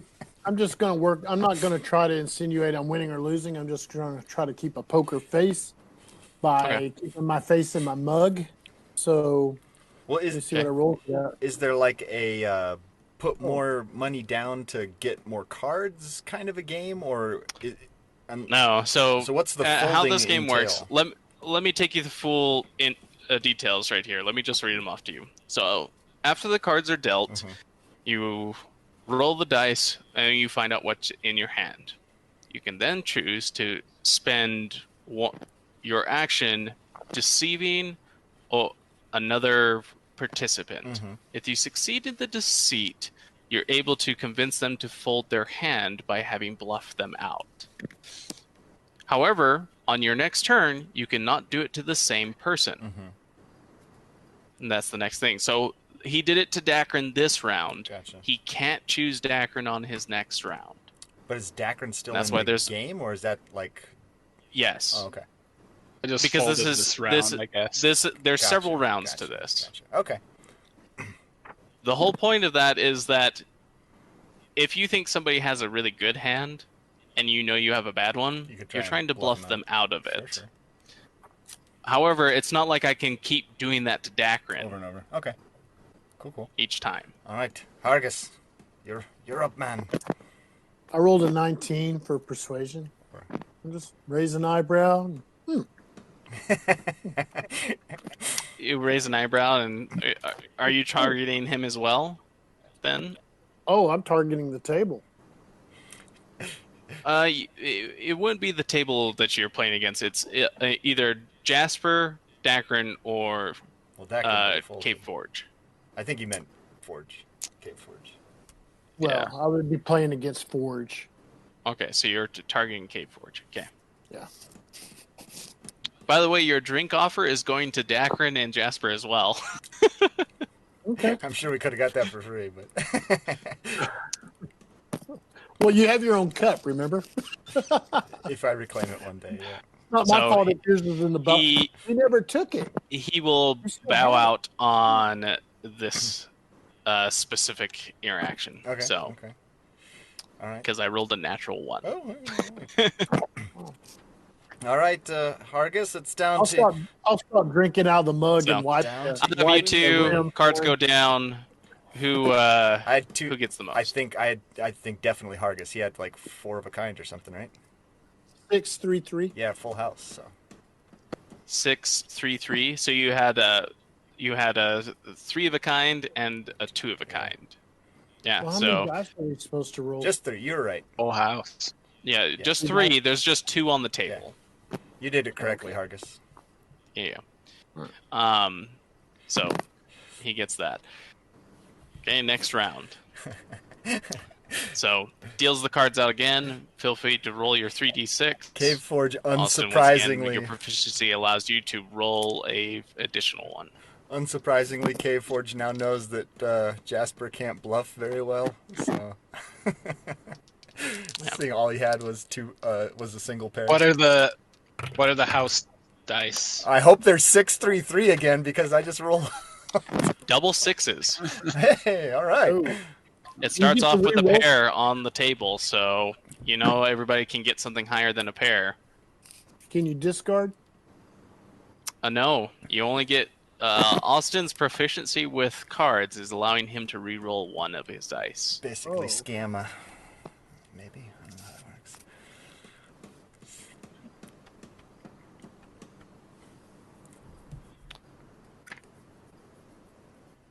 Okay. All right. Okay. He can't attempt to make you fold this time. So he'll look towards Jasper. I got a mighty strong hand here. Jasper's buzzing quietly in his seat, knowing that he also has a strong hand. Okay, make Versus an insight? insight check versus my deception. All right. I have a question. Not terribly insightful. Can I attempt to assist him through my persuasion? I got a 15 plus 0, so straight 15. He does not bluff you out. Now I can't target you. Okay. If you have like 5 of a kind, can you? I'm not saying I do it. What if you have 5 of a kind and they still lose insight? That doesn't make sense. That you would fold if you know you have the best Possible. thing. No, you don't. You don't fold in those cases. Yeah. Jasper's buzzing. Yeah, like you should get a bonus based on yeah. tier of how good of a hand you get or something. Some modifier to the roll or something like that. I mean, this is a. I'll agree with that. Let's tweak it a little bit. Let's give you a +1 for each tier of the roll that you get. Yeah, that makes sense. Something like that. So if you have nothing, if you have crap, easily bluff. There's no bonus. Yeah. Because you're not likely to win anyways. But if you have the most, like if you have a full house, you can't be bluffed out because you know what you have. Yeah. Or if you have the 5 of a kind, you can't be bluffed out. It's like a DC. If you have the next best thing, the straight, it's a hard roll. It's a +5 to whatever the insider deception roll that is. Makes sense. Right. Yeah. +4, +3, +2, +1. I think that's the right order there. Yeah, let's do that. Because a pair is not going to do you much, but you could potentially buff somebody out. That makes sense. I'll try and intimidate. Can I use intimidation? On that note, deception? Austin, would you have beat Hargus's full house from the last round? No. Okay. No. So don't have to retcon anything that way then. Yeah. Can I use intimidation? Yeah. Or does it have to be deception? Or it's supposed to be like deception, or I'll allow for the purposes of this to use intimidation if you like. You're not doing it in an untowards way. Yeah. You're just trying to intimidate him, like, hey, you don't want to deal with me, boy, kind of a thing. So he's like, maybe so he was like, you got a bitch face. So he was like bragging about his hand to Jasper, and I'm just like, can't be better than what I have. Okay, make your deception and I'll roll an insight versus it. All right. 19. 19? Ooh, 23. Oof, okay. So he holds.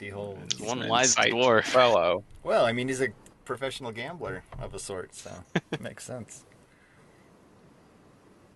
Or maybe he has expertise. That too, probably. But, okay. He gives you a long, hard stare, and you see the cold sweat from your intimidation. But he grits his teeth and holds his ground. He's like, this is a newbie. He doesn't know me. Just know what I got. Okay. Hargus, you can choose to target one of your allies. I'm just trying to figure out to what advantage that would be for me to do. Nothing, just role-playing purposes.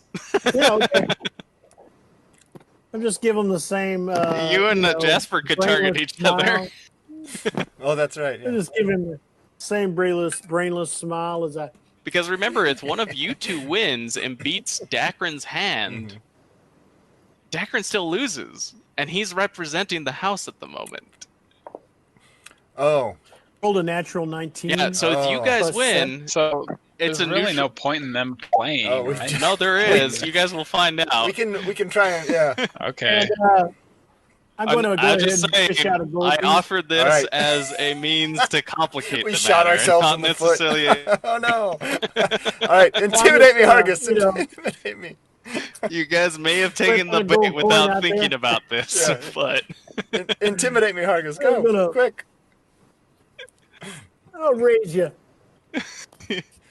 Raising? There's no raising. Can we raise? But that's just put a waking up. He's put another gold piece onto the table. Dakren, since you are just representing Stoneborn, you don't have to worry about anteing up or anything. Your bottle is the value there. However, if you want to, you can put some extra gold on the table, as that has been an additional bet into sight on top of things. All right, Hargus. I was receiving the gold as part of my gold piece at +1 to your roll. No. All right, go for Just it. a way Hargus. of making some extra money in the course of this. I rolled a 26 for persuasion. Oh, jeez. All right, I don't. What think was your insight there, It's Jasper? not going to be over 26. The numbers don't go that high on the dice. It's a 13.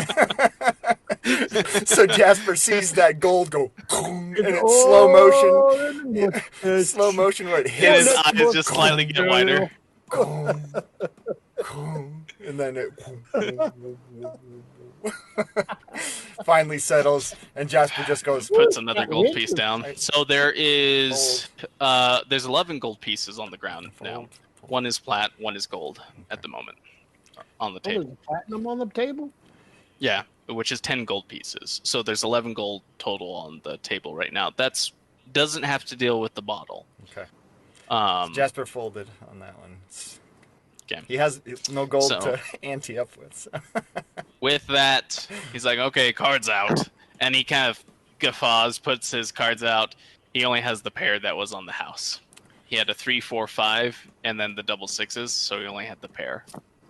Well, I think I beat him anyway. I had 6, 4, 1. So you have 3 of the kind. What did you have there, Dakren? 2 pairs. 6, 6, 1, 1. 6, 6, 1, 1. 2 pairs. All right, you beat the 3 of the kind then, right? So with that, Dakren wins that round. So that's 1 win for you, Dakren. It's 1 win for Hargus so far, right? Jasper's all frustrated. Going to the next round. He would have had folded, my friend. You can't win them all, but beginner's luck. Okay, next rolls on the house. It's a 4 and a 5.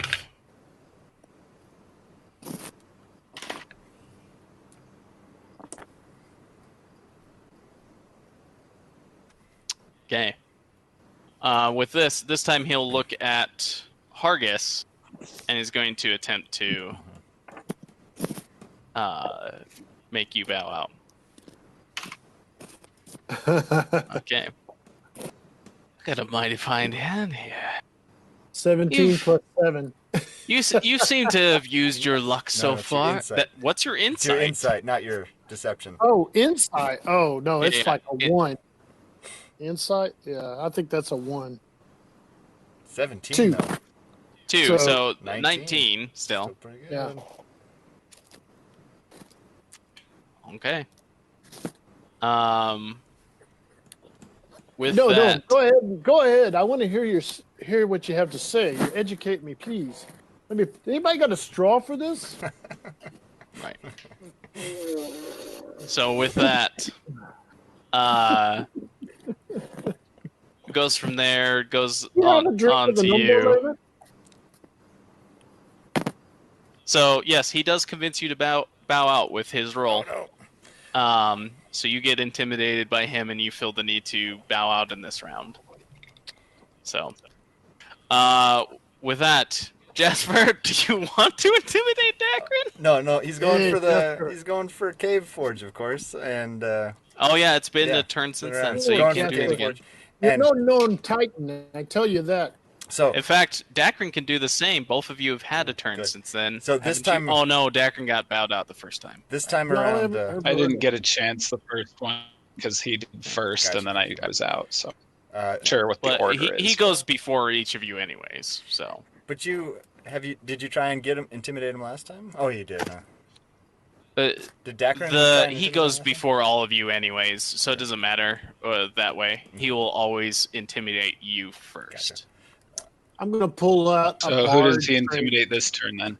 He did it to Hargus. Hargus. What's the help look like around here? Any eye candy? Having the extra people is helping out since he can't just devote all of his attention to the one person.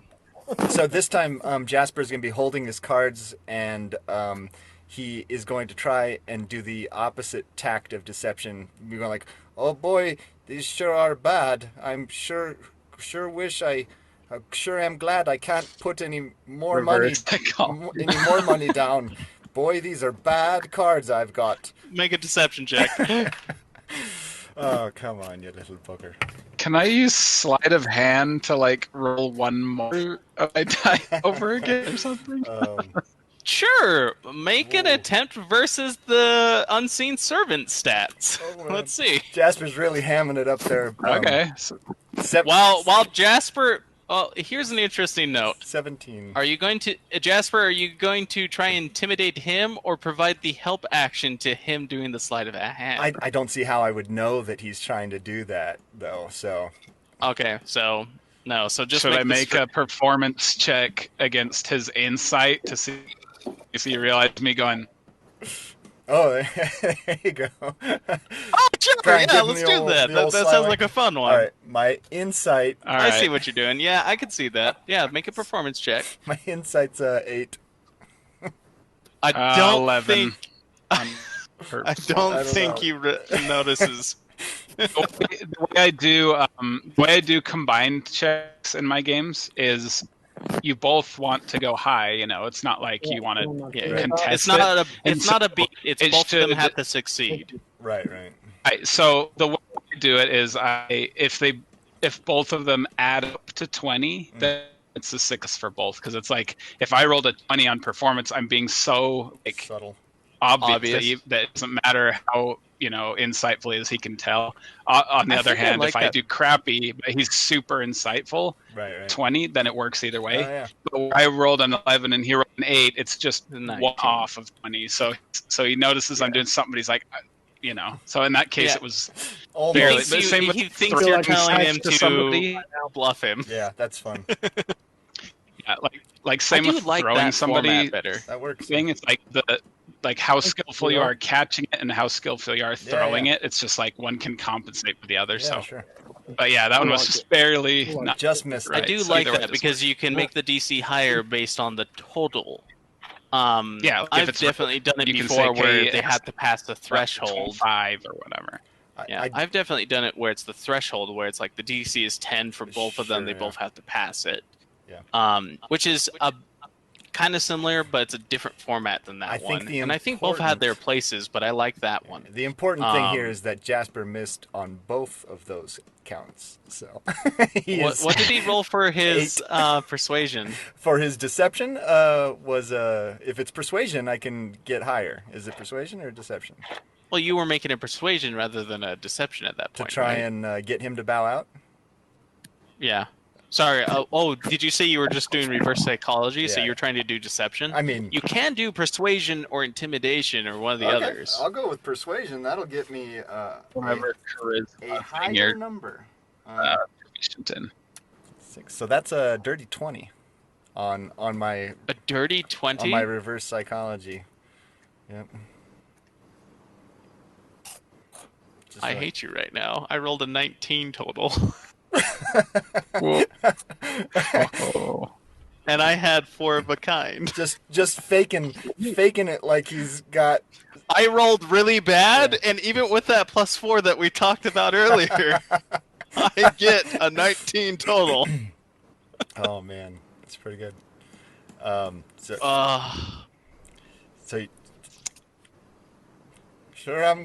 have to bow out. He bows out. So it's between you and Dakren at this point, because both me and Hargis were like, and he puts down his cards. I sure am glad you folded. My cards are terrible. I look at I guess Dakren. I'll try and get Jasper to fold. Yeah, just you like. See, there is an advantage here because you may still have a worse hand than him. Yeah. You may need him to bow out. You know. Okay, so I'm gonna say, well, if your cards are so bad, Jasper, maybe you should fold. Is that intimidation? Or is that? Yeah, that's just me saying that. Jasper, I don't know. Does the insinuation fall in that? For the purposes of the mechanic, just to make this fun. Yeah. Let's say he has to roll an insight just to make sure he's catching your meaning. Yeah. Well, yeah, I like that. Okay, persuasion then. Dakren knows that. This will be another group one probably. Dakren, because we both can benefit from high rolls. And I will use your thing. Yeah. So I've set the DC in my mind. Yeah. Okay. I was going to say 15 persuasion. Dakren, you know that Jasper has no money, so if you put any money down to raise the bet, Jasper can't go up. Like he's said this so many times that he That's has true. zero money. I do know so that. all you have to do is raise it.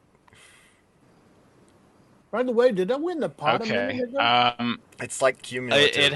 It's all at the So- all in the last round. You can just add more. He just started with a high bet. He's only put in a gold. He didn't add anything to it. Check anyway. Okay. Insight check. And if you don't fold, then I'll see if I can make an intelligence check to realize that. Okay. Yeah. This is complicated and kind of interesting and fun.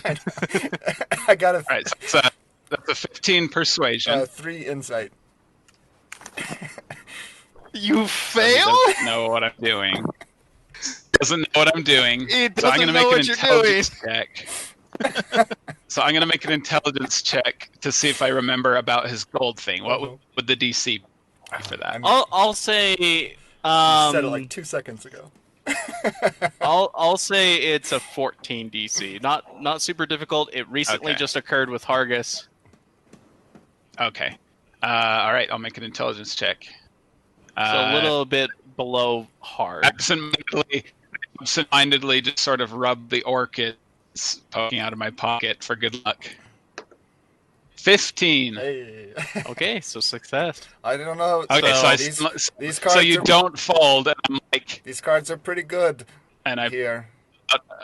pull out a gold coin and I put it on the table. He immediately puts the cards down. Okay, so the round goes to Dakren. Dakren. What did you have, anyways, Dakren and Jasper? I had I had a 1, 2, 6, 4, 5. Nothing. nothing. Absolute. Oh, worthless. man. I almost had a straight. I had a pair. You almost got almost straight. You had had a complete garbage. Well, no. So you had a Yep. pair. So you had a So pair. I was No, he didn't No. have anything. 1, 2, 4, 5, 6. So I didn't have any He had doubles all of but anything. It was 3. complete So worthless. he Yeah, I was. he didn't have the I straight. rerolled hoping to get a 3 out of 1, and I was like, ugh. So I almost got a straight, but He had You're he going had for the straight. rare Gotcha. he had the rare problem of where you get garbage in this Pretty game. bad. Yeah. Oh man. So Yep. yeah, Jasper only had a pair anyway, 2 5s. So Yeah, you would have beat him. going for the straight. That's hilarious. So I'm just like suckers, and just kind of Yeah. look over at Jasper a little apologetically. And, like, So that's throws his cards at wins the for me. dealer. So I need one The- more. The unseen servant picks them up and he's like, "You're a good bluffing man, but I'll see through your lies yet."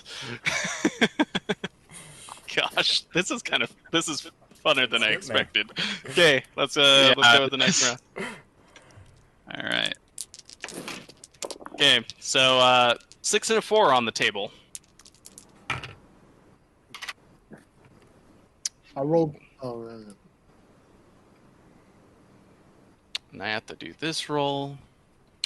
Oh, and I probably can't roll the house house card, huh? You That's can't part of my re-roll the house proficiency. cards, no. Okay.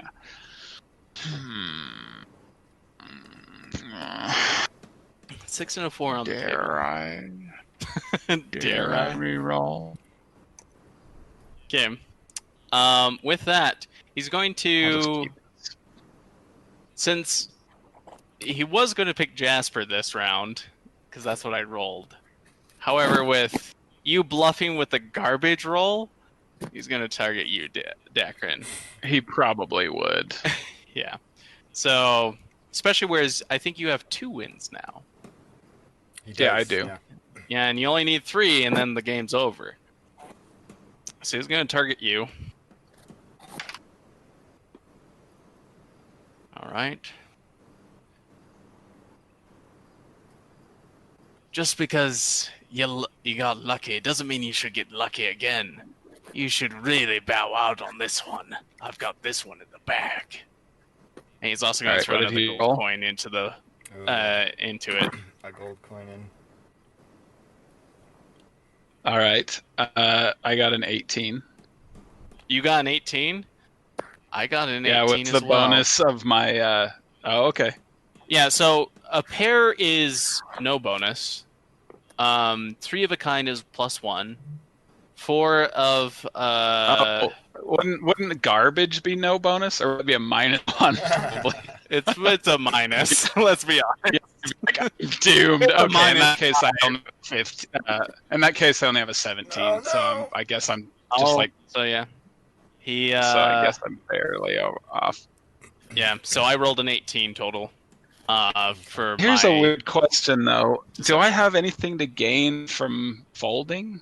I mean, I already have what's on the table, right? And it's a number of wins. I'm not gonna lose. I guess we can just kind of hand wave that abstraction. Yeah, just hand wave that abstraction for the moment, because normally you would be having something on the table to bet, which is how the rule game is designed. But yours is already coughed in with that as representing. Yeah. And I have to do it. You do have a gold on the table now because you put one on because of Jasper. Yeah. Dakren's playing the All right, long so I'm game. out then.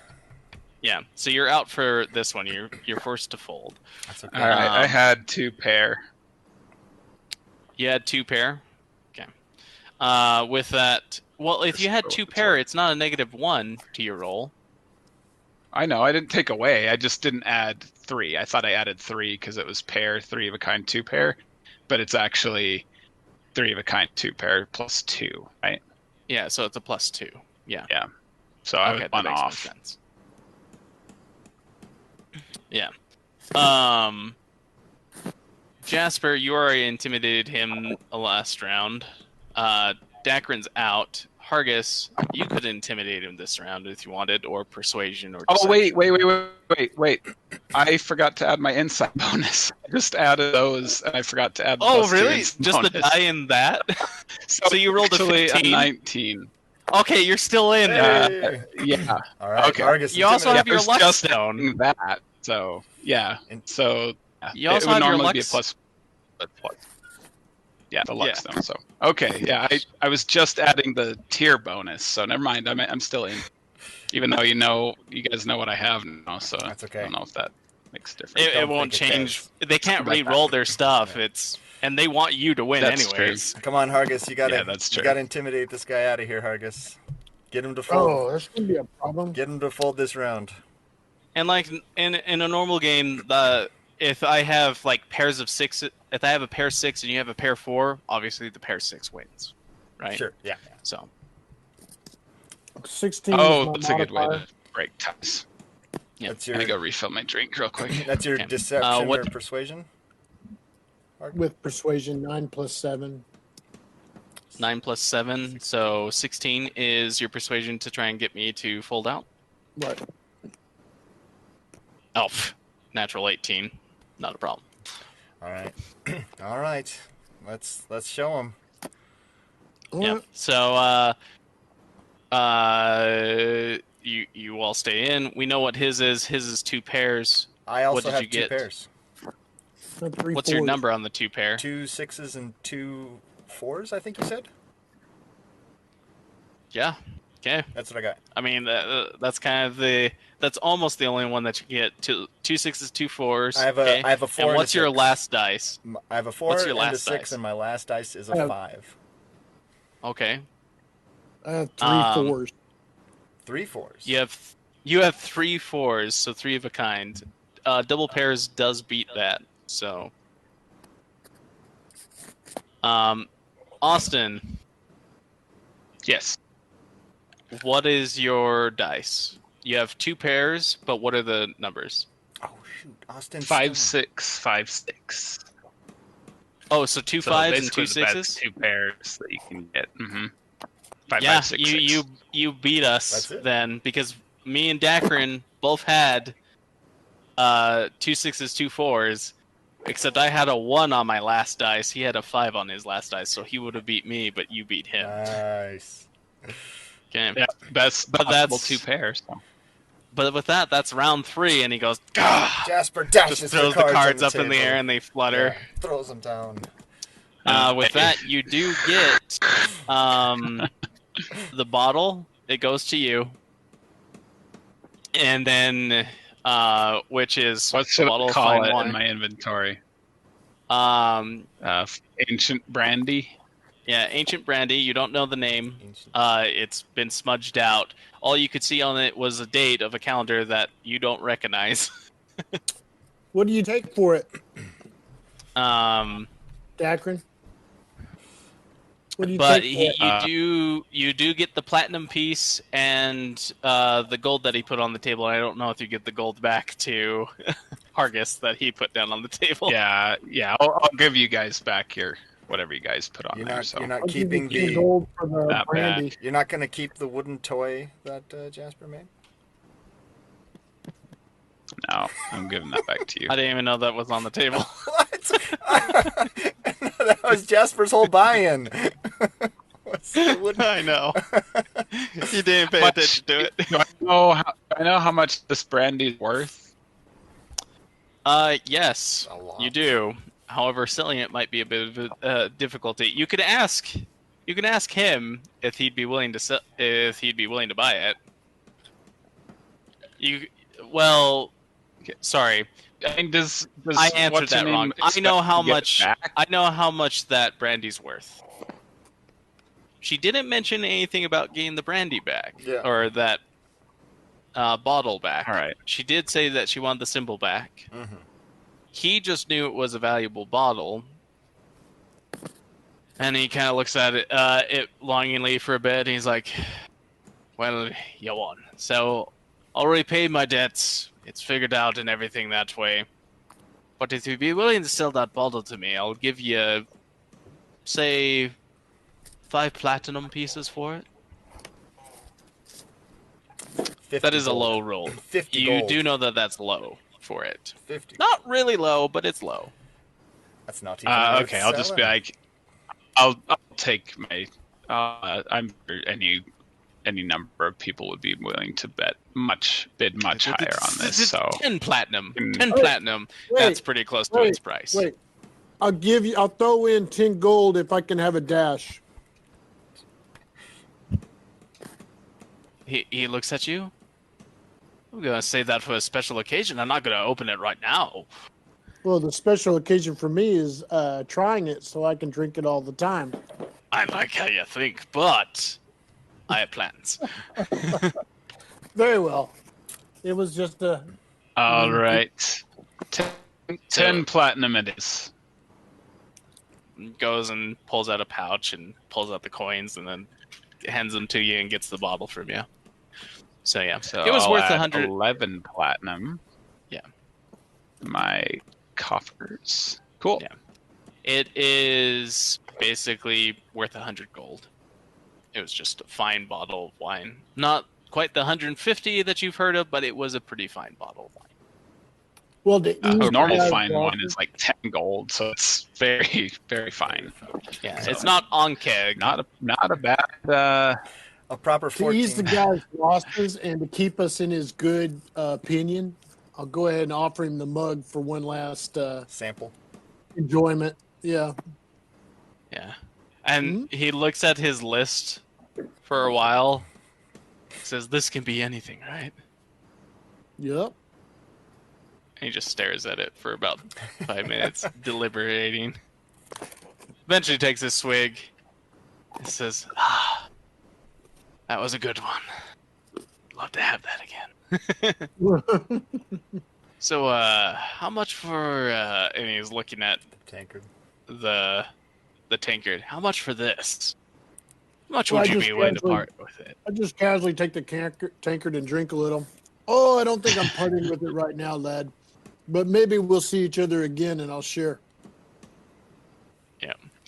And now you have some insight as to why that George was so willing to go so far for that piece of... He knows good buyers. He's in a dwarven nation, and you have something that can recreate the ale from anything that they've experienced. That could sell pretty well. Yeah. Yep. I So, imagine it's a high ticket item. Maybe you can No use that as a alcoholic. haggling the next time you Beer meet beer. George. Yeah. It's And all don't beer get beer, though. slapped by Gregory. Taste the forgotten drinks of your youth. The long lost Right. liquors of love. Great remix Woo, from the 90s. your mother's teeth. Oh gosh, that was just a pretty fun interaction. Okay, but yeah, Bafrek, it was a pleasure. Glad things all got set up. And right. If you're anytime ever you up want to for a go bit again, of card game or something, come on by again. We do it. We do it every couple of nights or so. Honestly, she's sincere enough, and this bottle will go good to replace the one that was lost. But and I think she's learned her lesson. I'm not one to hold that much of a grudge without repayment, and she has a good enough judge and character with you guys, so... Right.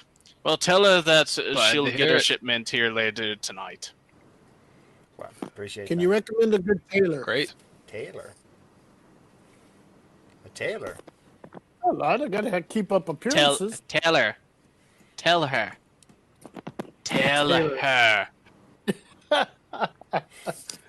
Are you saying I should ask her? Tell her the tailor. Huh? Foreigners. Walks off. I need an introduction for a good tailor.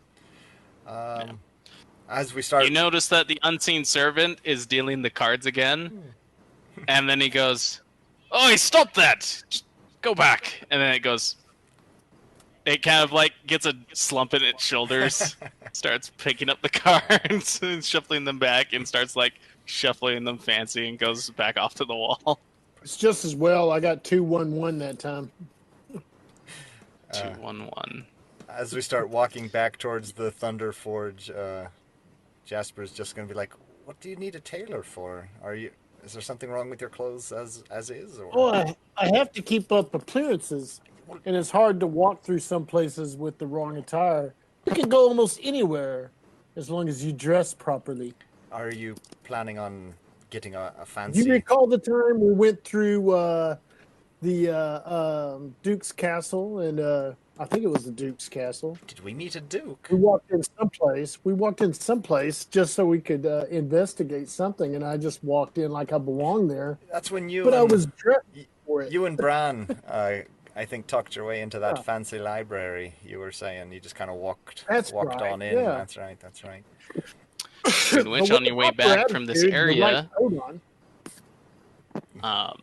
as you guys start heading back to the Thunderforge Theater, you do pass by the Ruby Library, which typically decorated with roses and that are of the ruby color, and has a giant ruby gemstone.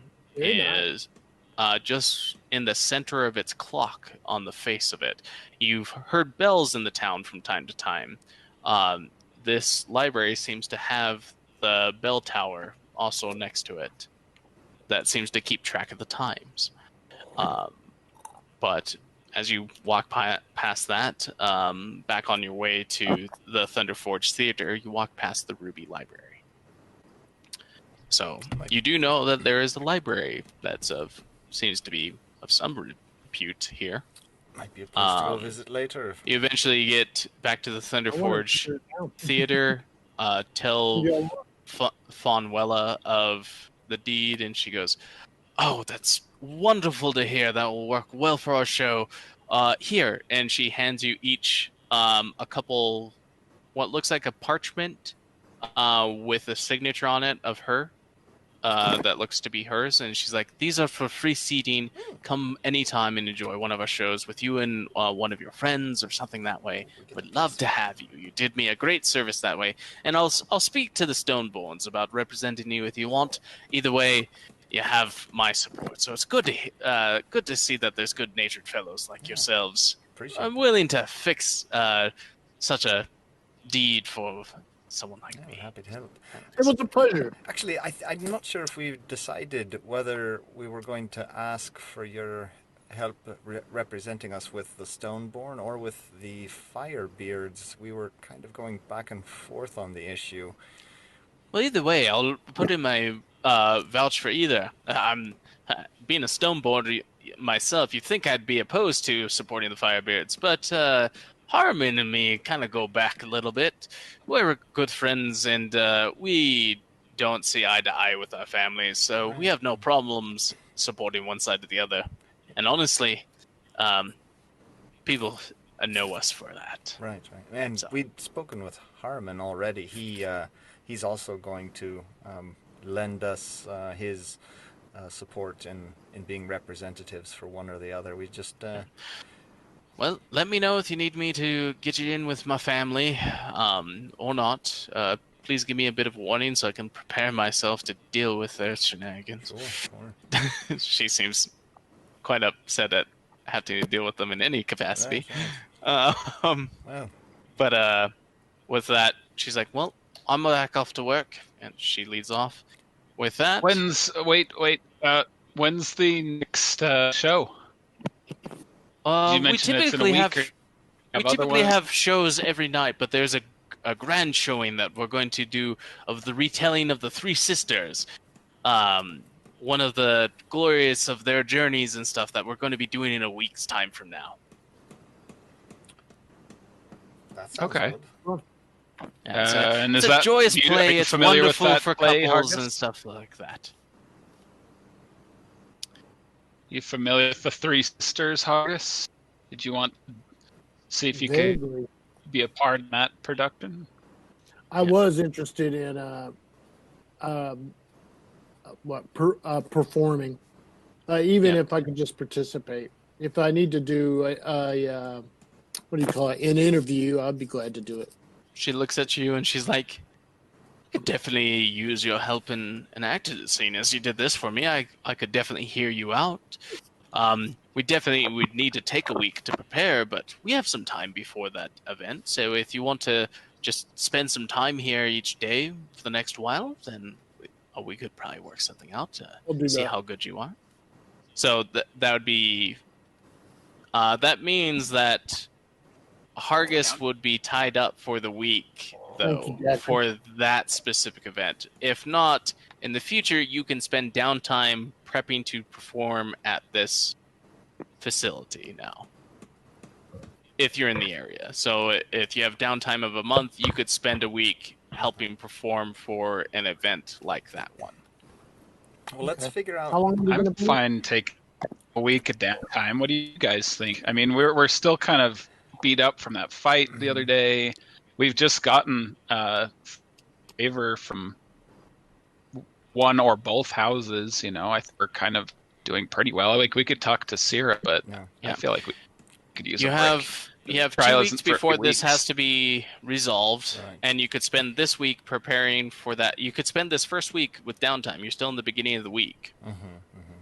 So, I mean, sure, you're missing somewhat of a day, but I'm not going to worry about that. We'll just say you have this week, and then you'd have one more week before the decision has to be made between the two houses. And then the week after that is supposed to be, from what you've heard, Brandbrecht's trial.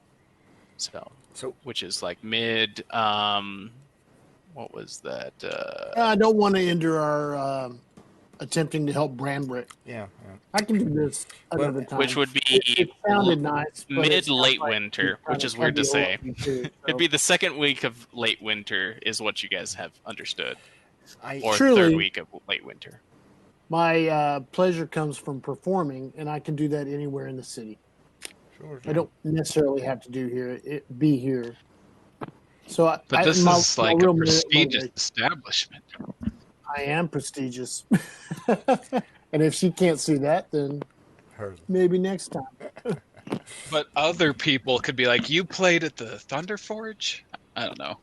It is a place that you do know that bards love to go to make a name for themselves or show up. So it would be a great opportunity to. You don't have to do it right now. However, if you want to choose some downtime in the future to visit this place and perform here, that it is greater gains than just normal carousing or stuff like and that. And she had said that the week of coming every night to train with them was to get into the big show, you know. So that's like learning all the specific songs, the act and the staging, and I don't know, they probably put you on like a rope and swing you around the stage in some sort of like big wings on your back situation, and then you strum from the air. I like that idea. Yeah, they've probably got wizards doing prestidigitation from the side of the curtains and Which, stuff. as a note, at this moment, you see two. You guys remember that there was a couple fountains in the middle? You do see some wizards seeming to practice some kind of spell, and the water is being shaped and changed in colors, and it's doing elaborate designs. You see them jumping from one fountain to the other, these fish made of water, stuff like that. So my point being that Hargis, I think what she was saying is to get into their big, fantastic show, you need to learn all the staging and such. But if we wanted to... I understand that as a performer. Right, but if we wanted to... I just don't want to hold y'all back. Well, yeah, right. And so if we wanted to keep doing our own thing, day by day here, I'm sure that you could come back here this evening and just get up to do a warm-up or, an in-between acts thing or something like that. We could just spend our evenings here. Actually, thought I'm fine taking I'd go to the off. library, evenings I would practice. I figured y'all could do your running around and I will do this. Seere will come in about this point saying, I finally found you all. Hey, Seere. I've been looking around for you guys. You guys weren't at the Diamond Hammer Inn, and I couldn't figure out where you were, so I started asking around for your descriptions, and eventually people said that they had seen you walking around in the Emerald District. Did they mention a really good sort of violin thing, like a small fellow playing a single note on There was some mention about sounds. Yes. See, Hargis, we're already making a name for ourselves here, man. So. By the way, he is going to attempt to perform, and that performance will, in my mind, the prestige will help in the persuading people to our side in recognition. I wanted to let you guys know I did find a place inside the quartz quarter for that I've rented out and owned for the Alliance Valiant Allies. Oh, great. So we now have our own little branch here. I just finished the paperwork and everything with the at town hall, and so I can show you guys to that place, and we can go from there. I was hoping if you had made any progress on the front for who we were going to represent or anything that way, and I've got the paperwork kind of set aside and figured out who we were going to help, and we can go from there. We've got some time and other things, but we can discuss that in a bit. But at that, we'll get back to that in a bit if we want to take a 5-minute or 10-minute break for food, water, bathroom, whatever, and we can get back to that as Seere has just contacted you for that. But starts, if you guys want, starts leading you back to the ramshackle of a place that she has acquired for you guys to stay here. We'll take a look. If it's not too drafty, should be fine. I'll be back.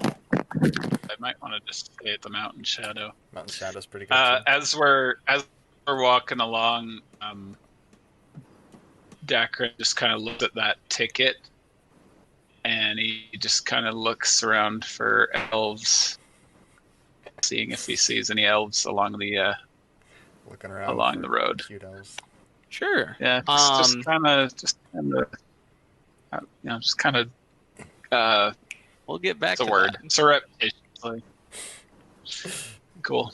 Yeah. Sounds good. So I'm going to get a drink. I'm going to prepare some stuff for the next jaunt of the story. The next jaunt. And we'll see if you guys want to do some downtime. Speaking of which, I have to talk to you about some downtime regarding this theater house. I thought it was a unique idea to... Something I was reading recently was to introduce downtime activities that are unique to specific regions that maybe give a better benefit. This one does carousing. This one does carousing, but I can't remember the one for performance for bards, but it's doubled the effect. What I was thinking. Yeah. That's cool. Whatever you would do for carousing or otherwise, if you do it the Thunderforge theater, you get double the effect. Very cool, yeah.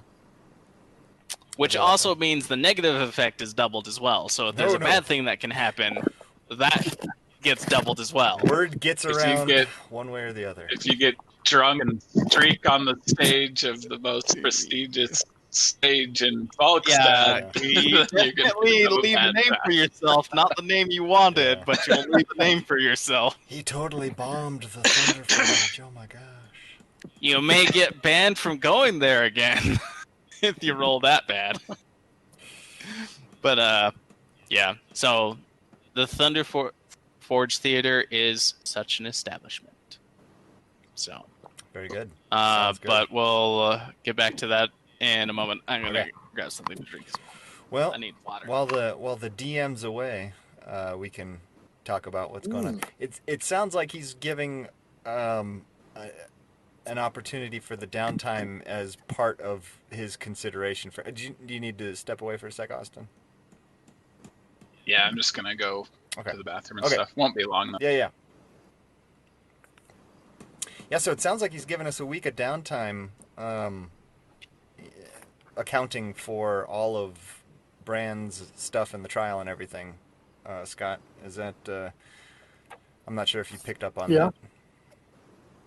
Yeah. Okay. So yeah, it sounds like. Say it one more time. Let me make sure I'm understanding. Yeah, it sounds like from what he's saying, we're going to have a week of downtime, basically, where we can, do stuff for ourselves while we're kind of waiting on our decision for which house to go with to kind of settle out, kind of a thing, is what it sounds like. Yeah. So we're going to choose at the beginning of the week which house we're going with, and Seere is going to basically file the paperwork and our two contacts are going to rep us to the whatever house we end up going with, and we'll have a week of downtime to kind of, fill while we wait for that stuff to come back. Because I still don't know what we're doing for being the representative of whatever house we choose. I still don't know what the purpose of that is going to be. Do we have to go slay a dragon and bring it back and mount it on the wall of the keep, and whichever clan has the biggest dragon head wins? Do we go find the Holy Grail? I don't know. Yeah, I gotta admit I'm kind of loose in my understanding. I know we were attempting to gain this so we could help Brambrick in some way. But other than that, I'm just kind of loosely following along. To be honest, I'm just kind of loosely following along and I think providing comic relief. Yeah, I think the current line is going to be: we pick a house to ally ourselves with. We help get the valiant allies established in town here. We take the guild. We'll wait for Destin to get back on. We can float this through past him as well. Just make sure we're all on the same page. We were kind of going over and making sure we have the basic concept of everything, the timeline, all kind of hammered out in our own head. It sounds like basically what we're going to do is pick which house to ally ourselves with. Seere is going to file the paperwork along with our two representatives who are going to rep us to our house of choice. And then we're going to have this week of downtime while things kind of get settled out, whether or not we get officially chosen to represent that house. You guys, so she's already filled out the paperwork. If you guys have successfully done, which you guys did, the two, right, of getting a word in with one of the houses, right, then she has the paperwork ready for joining either of the house sides, right, and then has the information necessary for how you will support that house. Right. So we'll get that, and then while all that's kind of getting filtered out, we'll have this week of downtime that we're going to come into now. If you guys choose to do the week of downtime, you can do that. Right. Okay. However, she's basically ready for you as is. So if you guys don't do downtime at all, you can literally just start on to the next thing. Gotcha.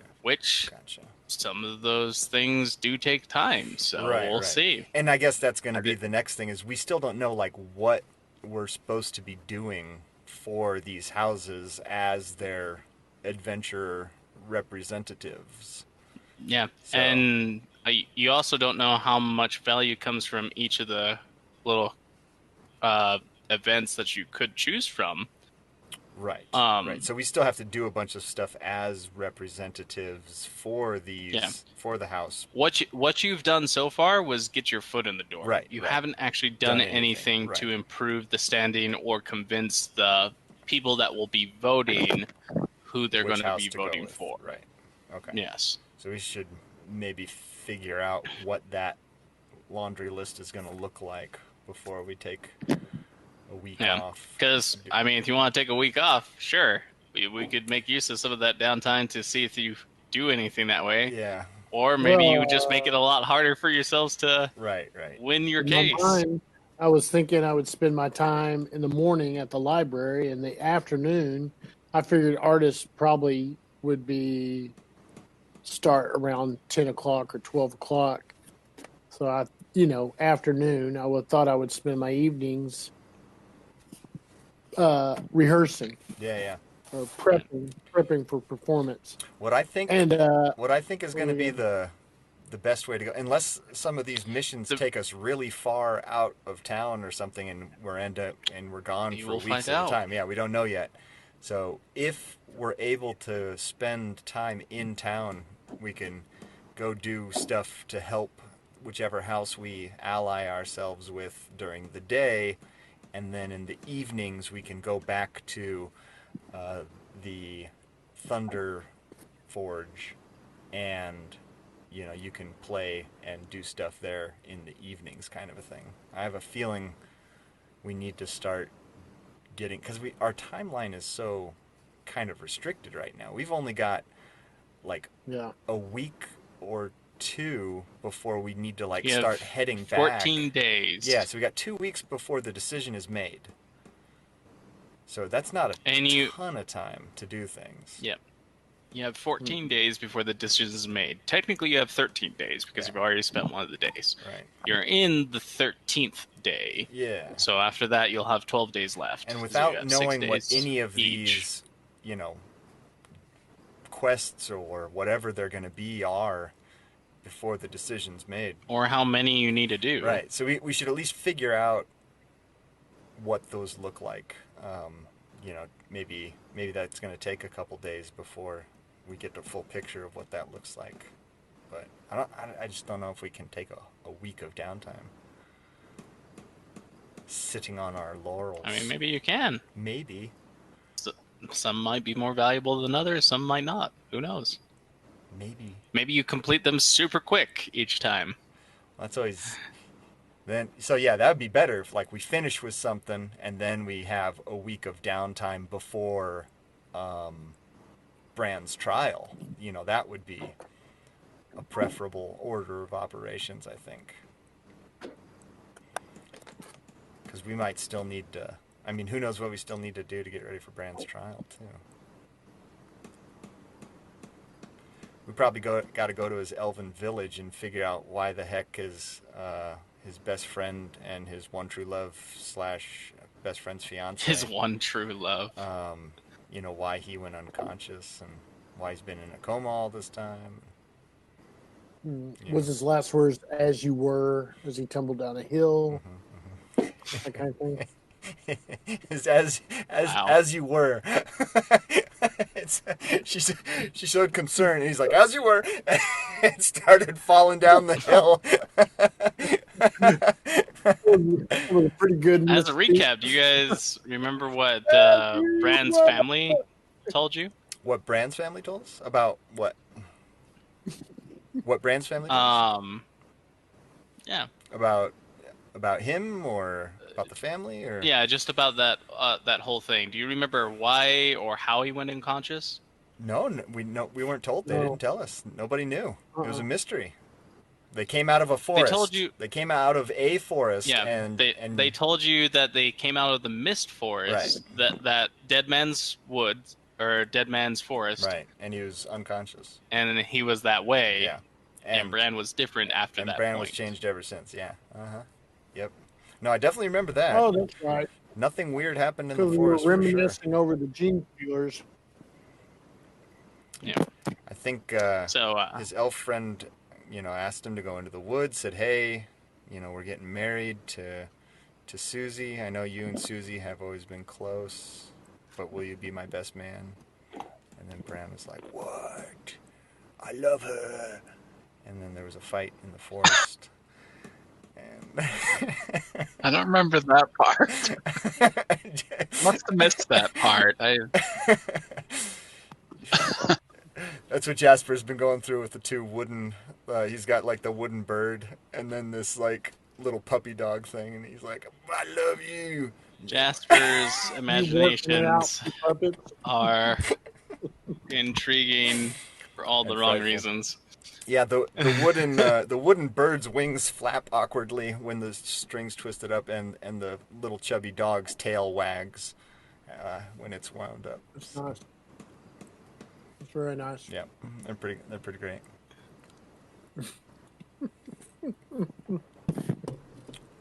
Well, All right, Austin, I'm ready. we were trying to kind of figure out our timeline here, since we don't really know what it is we have to do for either of these families, or how long any of that will take, or what any of it actually entails. I was thinking we should probably find out what that stuff is before we take a week of downtime. Just because if it's stuff we got to travel for, we don't have that much time. The decision is made which house will be the ambassador in 2 weeks. So if we spend a week, just sitting around town, and then the next week we're only able to help them with like one thing, that might not be enough to get that rep they need to be chosen as Quick question. as the ambassador house. Did Bradrick go into the mist forest? Yeah. He did. Did he go into the mist? Yeah. You also know that Branbreck's family, the Ironwoods, family. make their living off of mining and exploring that forest. Let's put everything aside and go into the mist. Maybe after we It's recover. At all in least the- let's take a few days to recover before we. Yeah. I hear it. You guys calling. do know Marching with- that you do know that gem dust that you used to alleviate your wounds, so that you did not have any of the disadvantages, that you needed a couple more doses of. You were given a prescription or an order request form invoice that you were That's supposed to true. take to the We do need to get Ironwoods. that. Yep. Let's go. You do remember that, and things that way. Well, which house are we going do with? that. Seere should put in the paperwork for the house that we're going to choose, and we should at least figure out what kind of stuff is going to be required to earn them the reputation they need to get chosen as the ambassador. So we should basically, we should just pick one now, right? And get that chosen. Yeah. And then start to figure out what the heck kind of stuff, and maybe we don't leave until we're completely healed up for any of that stuff, unless it's just more stuff around town. It could be more go meet with this ambassador in town and, tell them about how great we are and how great whichever house we chose is. And, kind of, it could be just walking around town meeting people and doing more of this kind of stuff. Or it could be travel a week away and, kill the biggest monster you can find and bring it back to show that house is the most powerful, kind of a thing, Also, Austin, for Dakren's sake, I need you to roll a perception check. I kind of think, as far as the clans go, it's the one that Advantage, does because not I really- Advantage. have my medicine today. You When are I need it. Advantage for two reasons. One is you're intentionally looking for the elves. And the second reason is because As you're walking around. Jasper has now angled his... Same both times. And 10? He's angled his longbow on his arm, like he's holding it way out like this now, and now he's playing the single string like this, like it's an enormous violin, just but with one string. So he's like With really, one string. yeah, he's really trying to get that one long note to pierce the air as they mosey. Yep. My point being, it's gonna turn some heads. So everyone's Only we could find a possum to stretch tightly over some sort of frame. Everyone's looking our way. Okay. Yeah. That's 10, but my passive perception traditionally is for a 17, banjo, so. it's possum. Oh yeah, we'll go with your passive then. Well, Critter I just skin. wanted to see if you got higher than your passive, honestly. Oh, okay, got it. So part of the reason I gave you advantage because I was like, yeah, he's intentionally looking. He already has a high perception. Let's see if he gets this. Well, I have my shield too. That gives me advantage. So. Oh yeah. So as you're walking through the court's quarters, and there's some people. There's some different things in the court's quarters that are useful. Oop, wrong page. Useful stores and otherwise, such as. Harmonica. Are there any like coffee shops or tea shops? Like elf. I'll say that there's definitely there's some shops like that. I can't think of the word for those at the moment. Cafe. Cafes. Yeah, there's some different cafe or cafes. Cafe. Which way? Cafe. Cafe. Never heard cafe, tea house, something like cafe. that. Mm-hmm. Well, how do you say the plural form of cafe? Cafes. Okay. Weird. For some reason, that's just an odd word to me at the moment.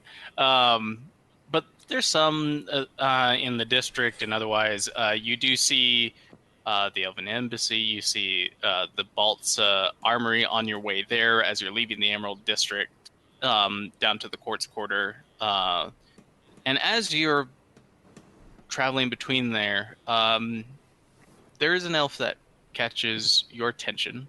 And you've just been kind of glancing around for a while, but it's one of those moments where you're kind of glancing through the crowd trying to find elves, and then you lock eyes with an individual who has like a silvery liquid-like eye as the color.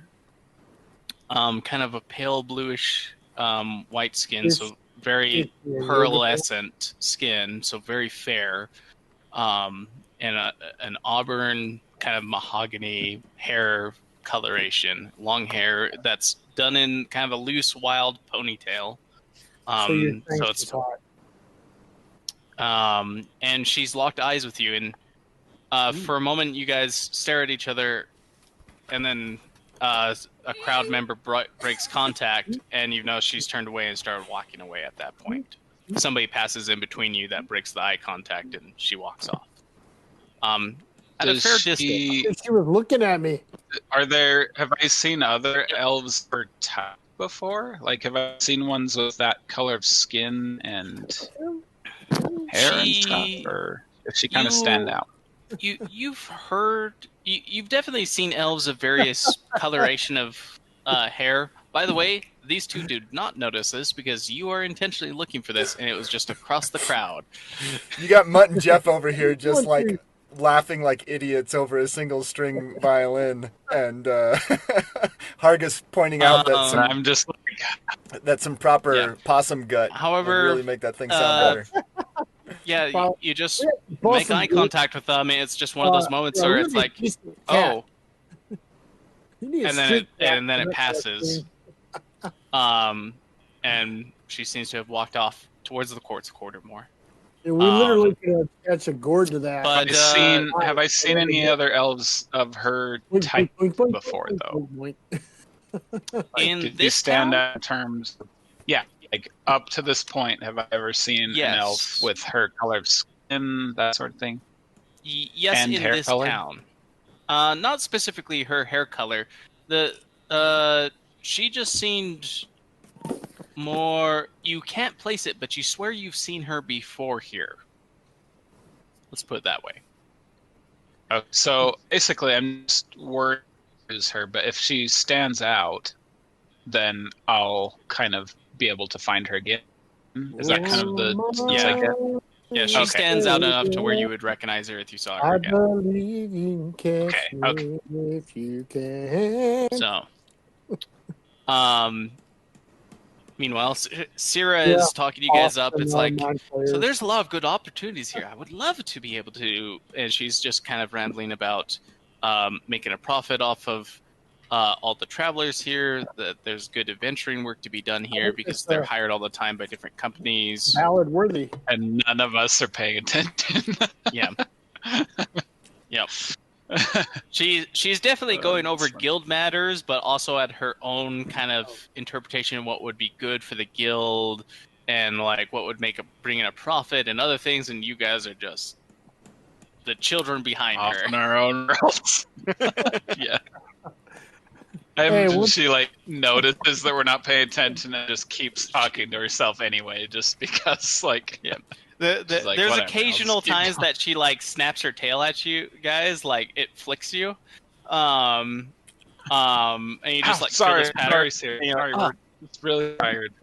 And then she's like, as I was saying, and then continues on, but eventually you make it to this older kind of.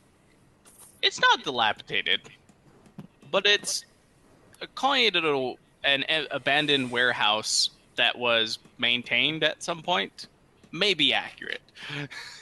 Urban chic.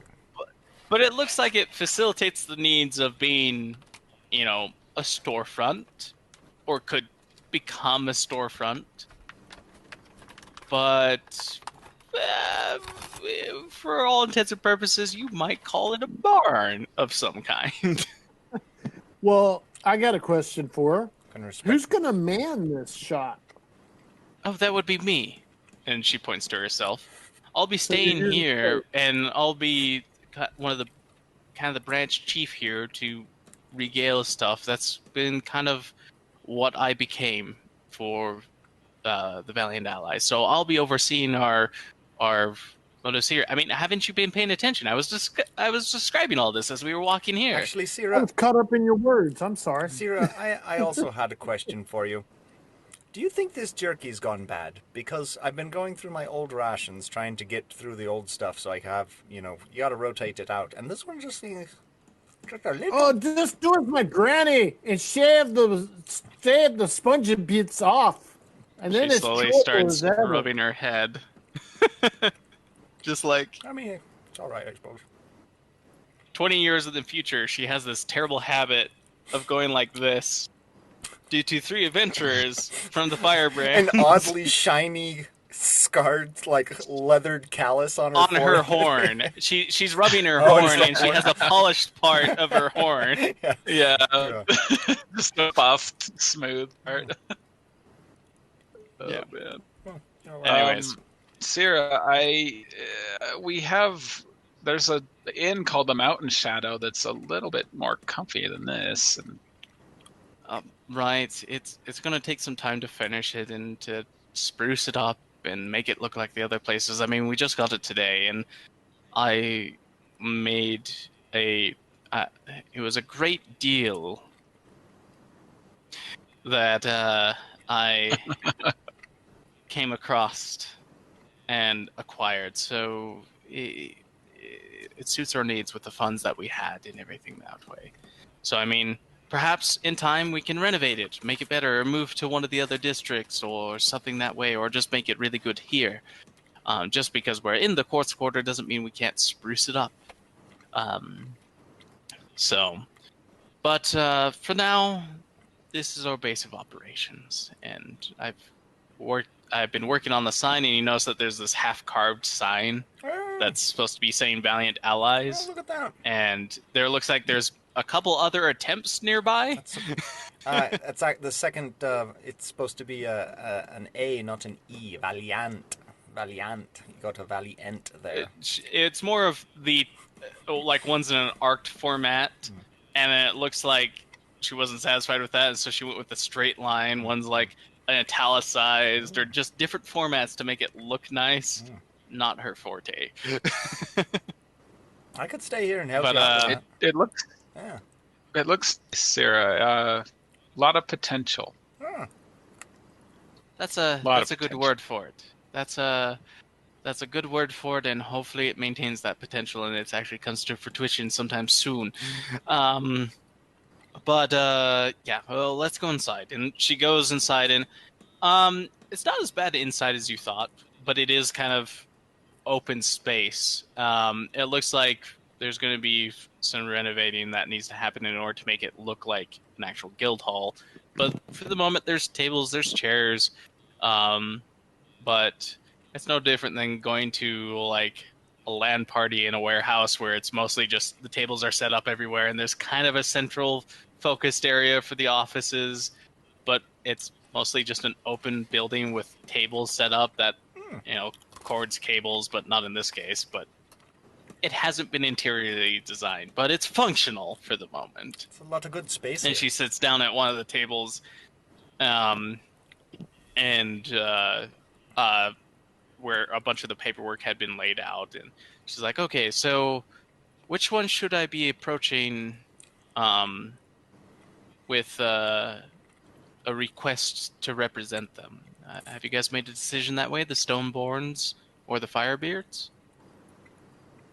Dakren, what do you think? I need to talk to Halman Grimbear. We have a couple days if you need to decide, but the sooner the better. Well, I don't think waiting's going to do us There is a large amount of requests, and you notice that there's a stack of papers next to her that seem to be what she's indicating are what you guys could potentially do to sway the populace or the general vote towards one of the families. Okay, yeah, well, actually, I do have one question maybe for the group before we go on. Any sense that either one of them would be more aligned with the, underground slaving operations that we encountered? Any way we could get any sort of information on that? I do think there is an underlying secret that's not being mentioned, but I think it's tied to their prosperity, not to slavery. I don't think it has to do anything with the slavery. I think it has to do with something involving the mining operations.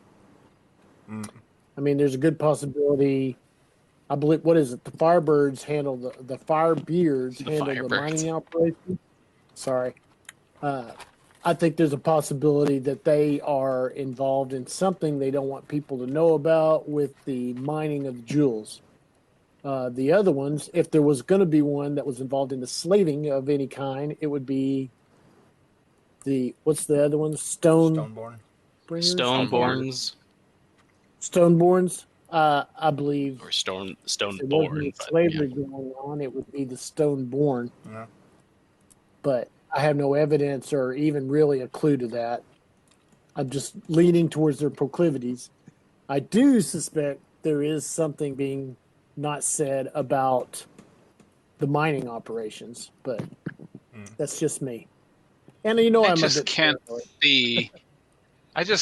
see the Firebeards being allied with them because they attacked a Firebeards bard. Like I feel like they would have. That's a fair point. They would have let that one go, So I tend to trust. On that note, Harmon has cut ties with the Firebeards for the most part, other than being another in name only kind of thing. Oh yeah, so we kind of picked the worst two members to speak with because they're the two easiest members for commoners to get in with because they still have quote political power, but they've kind of sworn off their families. That's right. Okay. So hence why they have no qualm with representing the opposite family of who they are from. So honestly, I don't think that there's a better one. I think we should just decide. Let's just kind of go off of the Argus? I have an argument that the Firebeards would lean more towards Bafrek's family's interests. And that would be my only swaying point.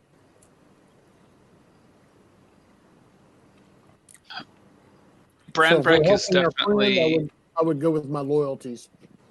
Dakren? Brandbreck is definitely a priority, but we should also think of how an alliance with either one could help the guild as well, the Valiant Allies, who are you representing on this mission. Not to throw a wrench into your opinion there, Hargis, but the Ironwoods did mention that both families cause problems for them, and both families have benefits for them. Yeah, because they are friends with some monstrous races, and the Firebeards don't like monstrous races. Oh, well, I was getting confused. Let's just. There's 3 of us. Seere doesn't care, right, Seere? You don't care? I mean, it's your decisions. I'm going with what you... no, I don't particularly care. Both of them bring a profit to me. So, I mean, to us, to the guild. Right. I think we just vote.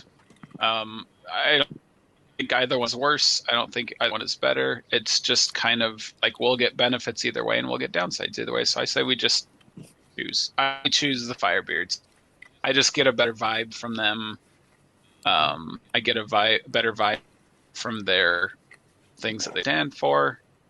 And honestly, I think that the guild could benefit from having a connection to nobility and possibly like streams of new members coming in and research bonus. We could benefit from all of those things. Members like us are who can bring in the money and magic items, which is what the Stoneborns offer. But Firebeards, like, you can't put a price on favors and friends in high places. Or low places. So that's my vote. Who knows? You didn't say it, I was going to say it. Hargis? Also, I respect their not working with monster race because I don't think any good are coming from experience. So that's my vote. What about you guys? Hargis?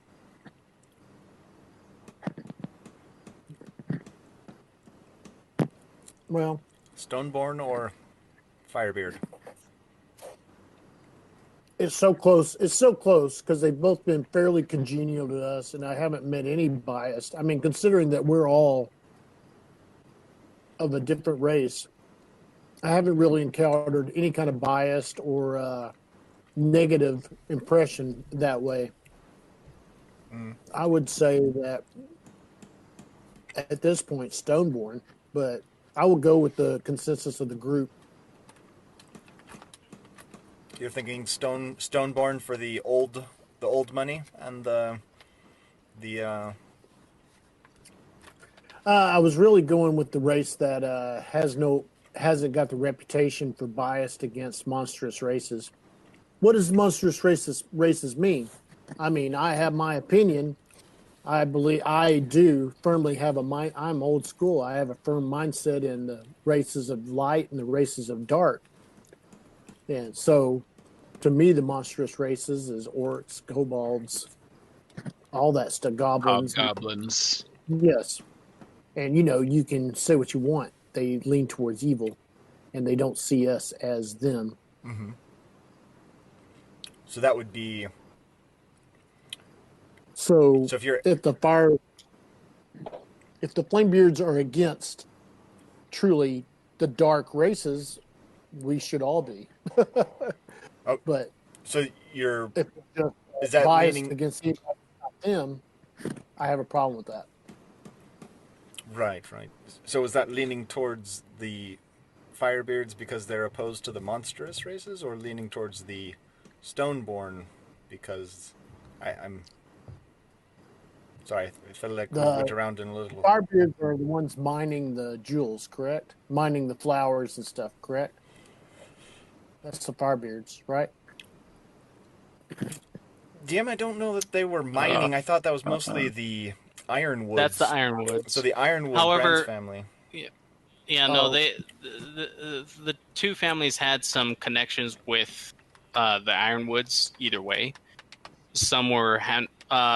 the Firebeards handled some of the ore that the Ironwoods trade in, but the Stoneborns handled more of the gems and things that way. So both families had interactions with them.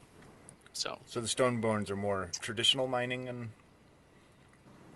big mine? They have mines inside, like Volkstad and in the southern. I can't remember where. Let me look at the map really quick. Well, initially I was leaning towards the Firebeards, and now as we talk, I'm going more towards the Stoneborn. Yeah. So they have mines in Springforge and other places in the mountain. So like they don't need what Yord's Garden provides from the Ironwoods as much, but that doesn't mean they don't have mines. It's just the Firebeards have some invested interest within Yord's Garden because they're relatively newer, so they don't have some of those older connections, which is why the Stoneborns can offer just wealth and magical equipment and things like that they seem to have acquired because they have their own coffers that they've kind of stored over the years. The old money. Deeper pockets. Whereas the Firebeards are up and coming and are kind of revolutionary in their designs. They're that 500k enterprise company that is brand new and has done all these new things and has made tons of connections and stuff like that in recent years, and people are like, oh, new is better kind of thing. The flashy new CEO. Well, Jasper, do you have any opinions that might sway my thoughts? I think... So who did Jasper vote for? No one yet. Hadn't voiced an opinion. So you have one for Firebeards. Hargis, you're kind of undecided? I'm undecided. I would like to hear everybody's opinion. I think with our hoped-for alliances with elves and our hoped-for continuing developing contacts all over the continent and that sort of thing, I think we go with the Firebeards. I think they'll be more open to a new guild. I think they'll be more open to a new royal family. I think Seere starts nodding. It's like that would be useful for Von. Can't remember the name that I provided you guys just earlier. The reviewer. I'll go with the Firebeards then. Yeah. I like your opinion and your argument. Yeah, I think they represent a better opportunity for us on the whole. It is. Seere goes, well, yeah, that could work out. We definitely could then branch out further from here, further to the south and southeast, or east and southeast area into the elven nation of Von Shanta, or the Ice Tree, and then make a branch out there if we make it with the Firebeards. So that sounds like a plan. So Firebeards it is then? I think we're all agreeing Firebeards, yeah. Okay, and she starts filling out the paperwork. I'll get this over to Holland by later today. In the meantime, she goes and ruffles through some of the papers. She goes, she starts looking at them. As for things that we could do to kind of sway the vote in their favor, there's a couple of incidences that I've been able to acquire from Holland regarding stuff that's going on. Let me know if any of these sound like a good idea. Apparently, there's a rescue needed to happen. There's an emissary that was taking the mountain pass from Volkstad back over to Yord's Garden because they were headed to another location that the barges didn't cover, and they've gone missing. Supposedly, they need to rescue. There's been reported orc activity in the area. Another one is that there's a need to find a certain material that is very valuable that's in the forest, in Dead Man's Forest. Maybe we can talk to the Ironwoods about helping us find that, or how to locate that. Another one is there's a bit of a dispute between some miners, different mines, which has halted production and recovery of some works down south. Each of these, are going to take a couple days to complete or more. because of travel there, how long it takes you to take care of them, and then come back with them safely.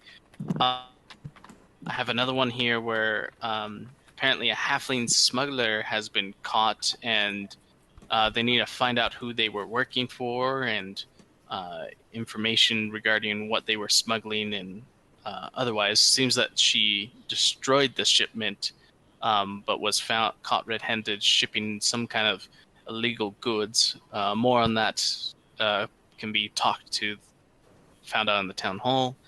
And then there's also some. Well, this one might take a long time. Nothing is ever quick, but it would definitely sway a lot of opinions. Foyradun has been having issues with his patrols and everything lately. He's been quite moody, and people want to solve his issue with it, whatever that is. But, dragons being what they are, they can take a long time. I was thinking that would be our most immediate opportunity. Help the dragon? Yeah. Issue number 1. Help the dragon. All other issues become null and void because you've got a dragon on your side. Like one of those mice that has that parasite that makes them sexually attracted to cats. Yeah, Wow. Yeah. It's a thing. It's real.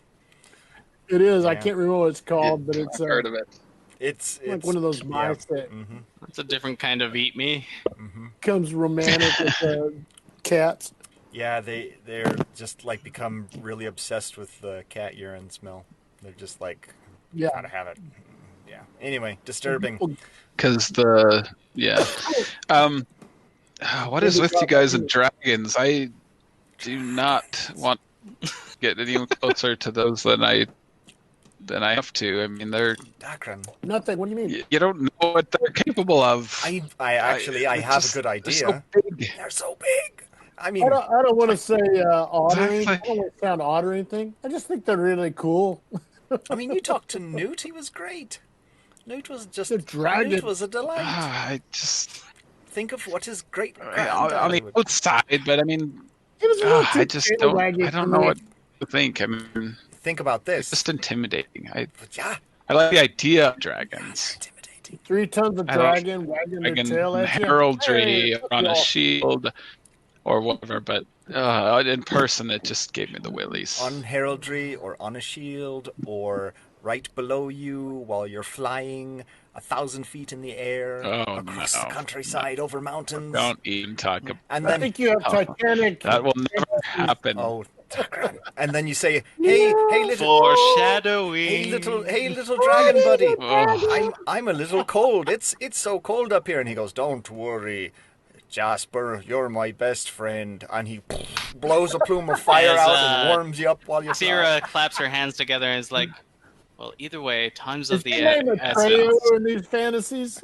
Middle name. Don't worry about it. Seere tries to grab your guys' attention. Yes, yeah. And then it's like, "Oh, come on." I mean, yes. Either way, if you want to choose one of these, I have the requests here. You could maybe talk to the Ironwoods about what this gem is that they need. Yeah, they're pretty close. That the nobles are looking for. You could go see about rescuing this emissary. I can't imagine that taking more than a couple days. You could try and figure out how to settle the mine dispute that would get productions going again. That would definitely affect a lot of the commerce here and bring about some renown. You could figure out. You could try and interrogate that halfling smuggler, find out what's going on with them. Sure. Or you could help Foyradun with his deal. It's up to you guys what you want to decide there. Obviously, some might take longer than others. Yeah, sure. But that's what I know at the moment. That's a good start. That seemed to be the most prevalent relating to this. So best of luck with that. If you have any more questions regarding that, you can always find me here or in the town hall or probably staying at one of the various inns. You're not staying here. So she kind of looks around. She's like, "It's not furnished in a way that feels comfortable to sleep in." I mean, all right. I mean, you're more than welcome to stay here, but there's no beds at the moment. I carry mine with me. Hammock. Yeah. It's pretty good. I'm gonna go play somewhere. Adventurer types. All right, well, we'll see how it goes. I don't know why her accent changed on I me. have this cool Anyways, heart congested. of illusion. I'm gonna take advantage of it and perform something. Yeah, sure. She's aging as she's talking to you guys. I mean, I That's why her suppose accent we should changed. be sure that we're I actually. just wrote a new song about mind flayers, and I want to try it out on the crowds. She just cocks her head, like suddenly. What are you talking about, Hargus? Jasper doesn't. What's a mind? Bard! What's a mind flayer? Oh, there's these terrible ancient creatures that suck the brain out and then use you like a sock puppet. But Sounds utterly horrifying. Oh, they're absolutely horrible. Jasper. So, what do you guys choose? It's a dance tune. For first, It's I'm a fine jig. with the. Bit of a reel. I'm fine with maybe intimidating, like interrogating the halfling, sure. or rescuing the emissary. Those sound like good ones to me. Well, You want to hear the title? of the mind I flayer, call it Cthulhu Jam. is that? It's pretty good. It's pretty good. Thanks. It's catchy. We'll hear it tonight. We'll hear it tonight. What at time of the Thunderforge. day is it right now, DM? Given what you guys have done, we're probably at the afternoon, just approaching afternoon. So the probably like 11 o'clock. Yeah. Well, we still need to get our order form over to the Ironwoods, so we could hop over there. Oh yeah, let's do that first. I forgot about that. Yeah, we could put in the order form. That's to do with our recovery, and we can help Seere out kind that of temple and perks everything. up, Yeah, and let's she's do like, that first. I mean, there is that request for finding an onyx tree or something. Onyx tree. All right, onyx. She hands you the paperwork for it. Apparently, there is a tree that's relatively rare that's made of an onyx type of stone that the Ironwoods don't specifically go that deep into the forest, and they're looking for somebody to acquire this tree or something from it for some alchemical purpose. It's relatively rare, and they would want to have it, and it would greatly help. The request is associations from the different the magic school or the magic academy or whatever it is, and the technical. I can't think of their names at the moment. My brain is dying on that for some reason. But the research institutes in Volkstad, they are greatly interested in that material for whatever reason, and have put through a request. And obviously, whoever gets that and represents the family would have any backing regarding people that way. All right, that's a good one. So it's a valuable one for them. Sounds good to me. Then let's take that and go speak with Ironwoods. Then get knock out All right. two birds. Can one we, stone. on our way over there, can we go through the merchant quarter and get this kid a gourd or something to hook up to his stick and string? We'll keep our eyes out as we walk. Need to find the right gourd right. after all. Yeah. Seere. Something you can put some hooks in to stretch a nice piece of varmint hide over. All right. When will you get confirmation? Cat. When will you get confirmation that we're actually representatives of the Firebeards? I mean, I know you're going to put in the request, right? She kind of looks up at you and looks down at the paper. Oh, I just signed the document. As soon as I hand this over to the town, you guys are already good. I've gotten approval for whoever. So, second I hand this in, if you guys have been going about and I mean, you guys would never do that where you say that you're actually representing the Stoneborns when we've decided to be the Firebeards, right? No.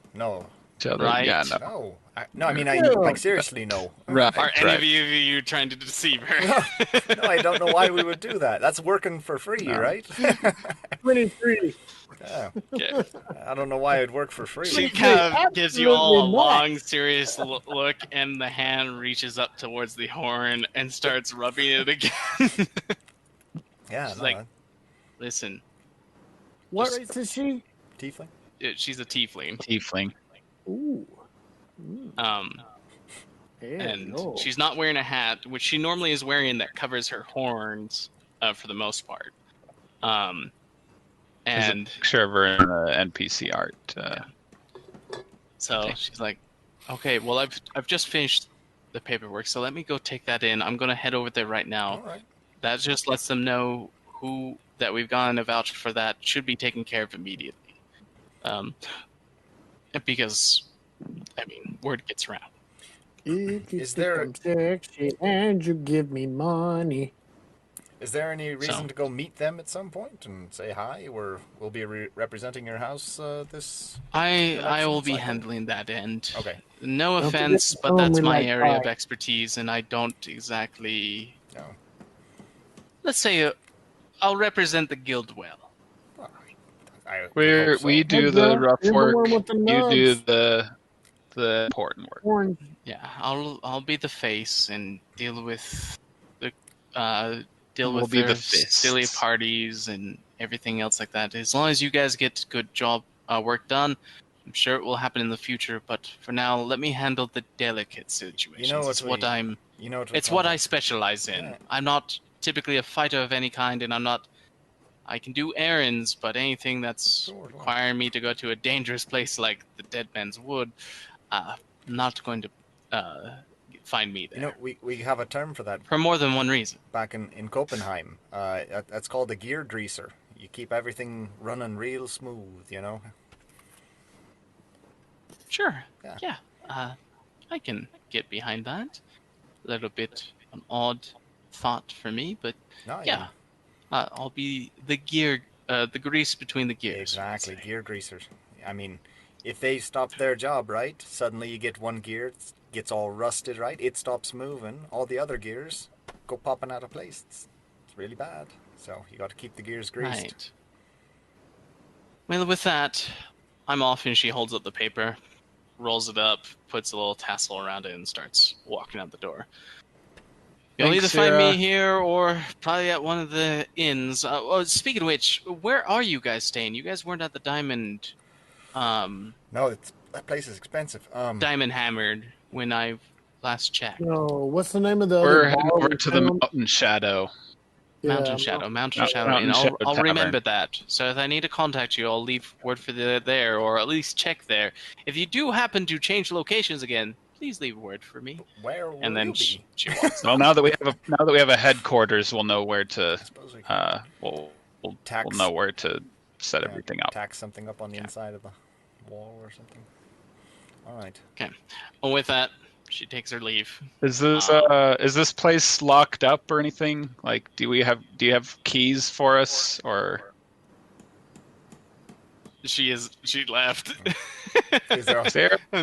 I guess not. Seere, the door is on. Is there a lock on the door? There is a beam if you want to place it. Other than that, on the inside? when she first, on the inside. This doesn't seem terrible. Oh, there's nothing valuable in there, is there? Guess we're okay. There doesn't seem. For the most part, this seems. It used to be a warehouse of some kind. It has not been retrofitted to be like secured. Okay. You could say. There's a reason why there's only table and chairs in here. It to the ground. Yeah. All right. Well, Ironwoods. All right. The Ironwoods. Ironwoods. All right. Here we go. You guys make your way back through the Quartz Quarter, going outside the city walls, or to the branch of the city wall that they can get out from, and make it back to the Ironwood Trading Company. Just so you know, I'm always going to be on the lookout for that elf girl now. So just if she ever enters into my past perception range, then that stimulus fires. Okay. What degree of active head turning does that involve all the time? Is it like? Oh, I'm pretty. Keeping it low. He looks like a normal tourist. His head's on a swivel. Okay. Yeah, I mean I'm stealthy. I'm looking about as much as you guys are, just not for the same stuff. Yeah. So eventually you come to Orsrik and Fola,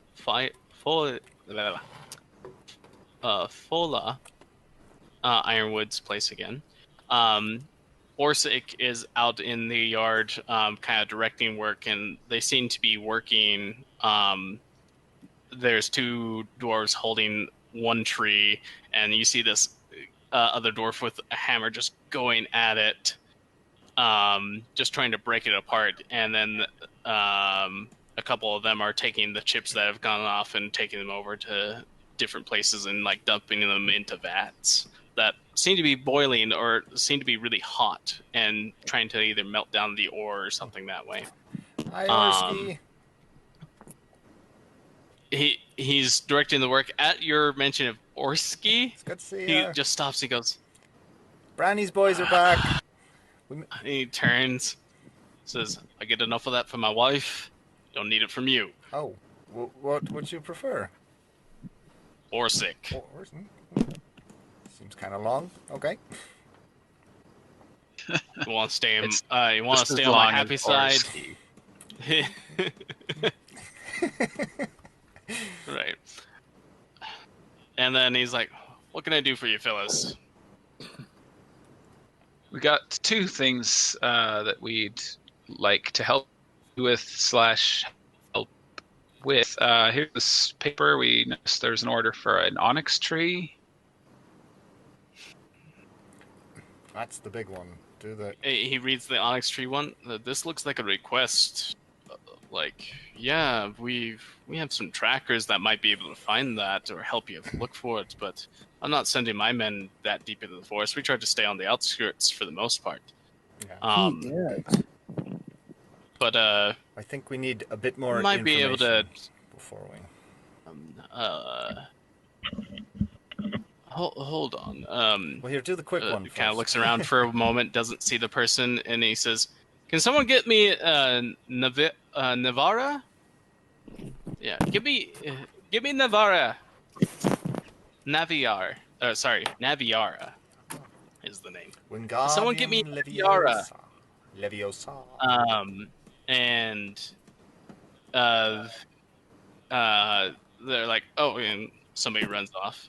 Says, you could probably talk to her about this. She's somebody that we usually send for scouting for specific materials. What was the other thing that you needed? Was this the request you needed help with, or you needed us? Yes, we needed help with this. No, we were going to do it, right. But we knew it would be the men to set us on the right path. So yeah, we could probably use some tips. On such. I mean, you might be able to ask one of my men or women here and ask them for help if they so choose. But I'm not. As part of my agreement with them, I'm not sending them. Sure. So I apologize that I can't do anything. No problem. If you find somebody willing to go, we could probably arrange something. And then, no problem. Standard requisition. And then form. What do we need? What's the substance that we needed for the temple? I'll just pass it. This is I think it was the Yard temple, right? Form from the temple for some of their healing alchemy for burns and such. So yeah, they are requesting that just that you fill that. He grabs the order form and he's like, "Oh, orchid dust. We'd be happy to deliver it." This will cost them a little bit. Looks like they need quite an amount. There's order forms for quite a bit. But yeah, we could acquire that over the course of a while. It's not that hard to find it. I have some in stock right now. Not that much. Let me go check. Actually, before you... Do you suppose that's something that we could find 3 days while worth. Looking for the onyx tree? Well, yeah, no, it's not that hard to find, especially if you're going that deep in the forest. Yeah, you could find this stuff. You probably want somebody that can handle harvesting it for you. I mean, there's a bit of a special procedure to grabbing the stuff out of the ground. Like, we don't just pluck it. That just turns it to ash or useless chalk. Ew. So we'll need to learn some of that before we go after the onyx tree to begin with. I mean, you Would need a special somebody be tool willing and to someone that's accompany talented us enough for a at wage? coaxing it out of the ground. I mean, Maybe. there's a reason why with the only family that does this. It's kind of a trade secret. I'm not going to teach it to you.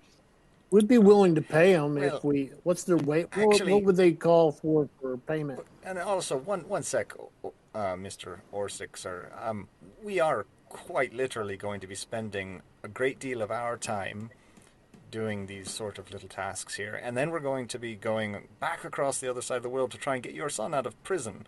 So while I appreciate your family secret, I really, everything we're doing at this moment is to try and get your son out of prison for what we understand is a very serious crime of treason against the king.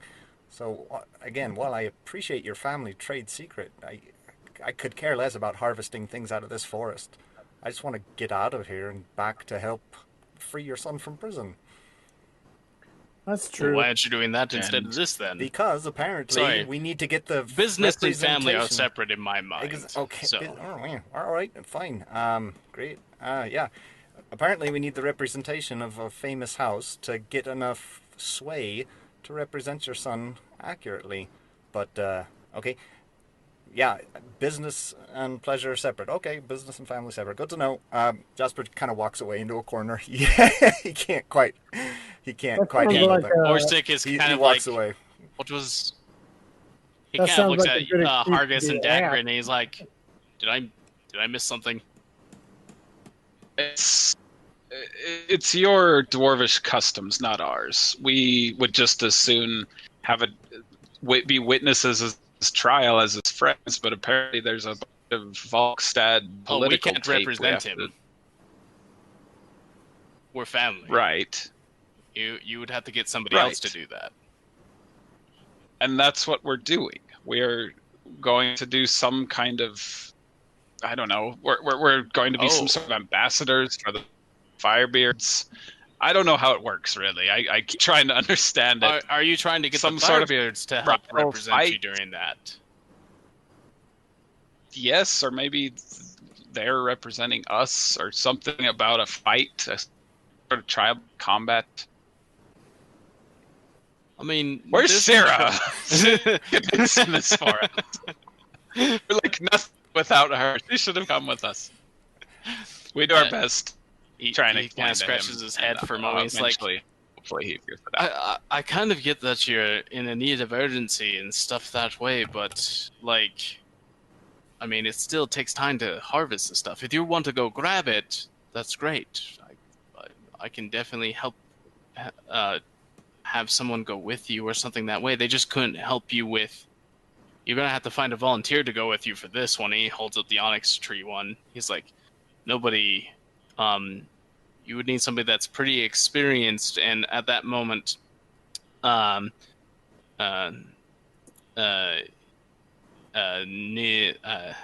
if I'm saying that right,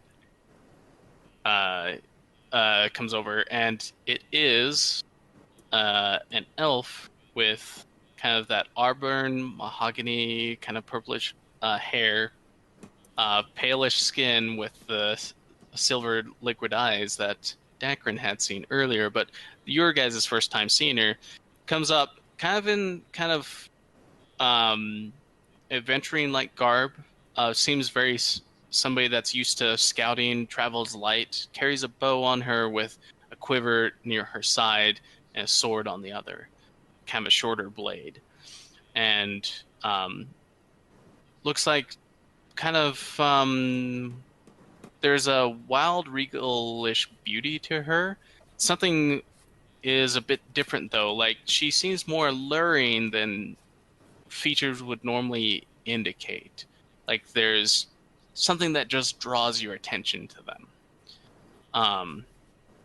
And as she approaches, she goes, "Hello, Orsrik. I heard that you needed my services."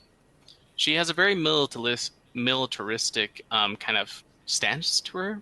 She seems somebody that has some kind of upbringing in that way. Kind of and she kind of is standing at attention by him, kind of in a not at ease position, just arms behind her back, the quiver on her back, and with that, she is waiting. Always stands when he's talking to what? Like Dakren always stands when he's speaking with similar to how Dakren stands, or she seems to be respecting him as a military leader rather than just an employer. Yeah. And he looks. He's like, "Oh, Naviarra, perfect timing. I need you to look into this. Do you think you could give them directions for this?" And she looks at the request, and she's like, "I think we could find that. We have tools for that. I've been that deep before. I could assist, but that's a dangerous area. Are you telling me to go, sir?" And he's like, "No, you know I wouldn't ask that of you." He's like, "I'll follow the order if you tell me." He says, "No, you know the contract with your father. I'm not sending you that deep unless it's of your own volition.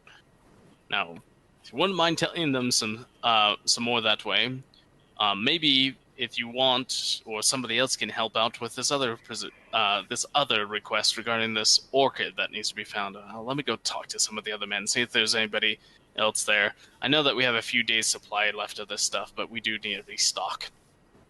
And Orsrik leaves for a moment, and Naviarra directs her attention towards you guys, or I guess you two, because Jasper is off in the corner. As sulking. Orsrik leaves, Jasper comes back to the group. Sunken shoulders and can't drag his feet. Visibly furious, visibly quivering with rage almost. You probably haven't seen him close to this angry before. And comes walking back up. Just maybe once. Is she gonna help? Well, we'll find out here in a minute.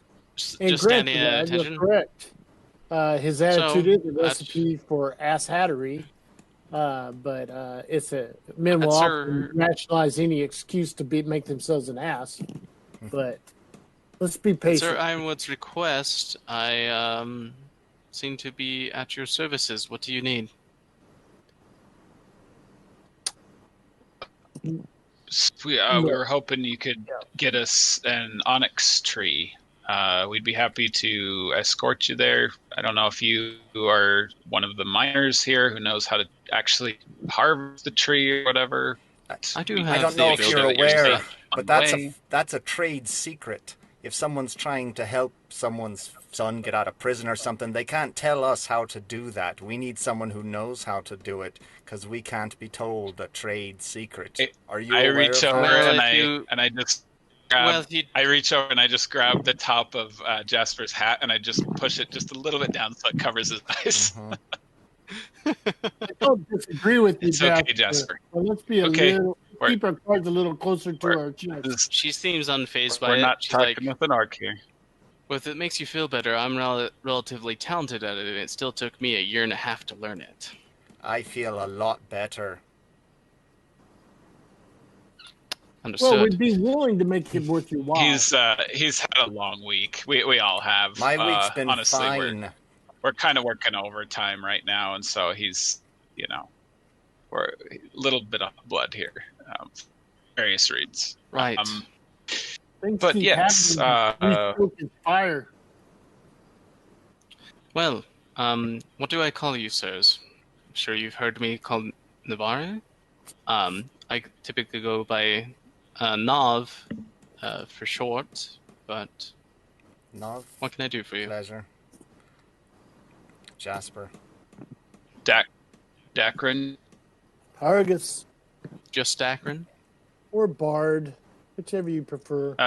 Dakren of Swanbow in Hardale. I'm sorry, I don't mean to pry. You just remind me of a lot of people that I worked with in the Third Hobgoblin War. You didn't happen to be involved in that? No, no. Unfortunately, I'm from Ice Blossom, our nation did not participate in that war, which has caused some ire to people, but there was reasons. I have my reasons for being here, but and the Ironwoods have seen the hobgoblin fit to rotters didn't invade your homeland, so that makes sense to me. Yeah.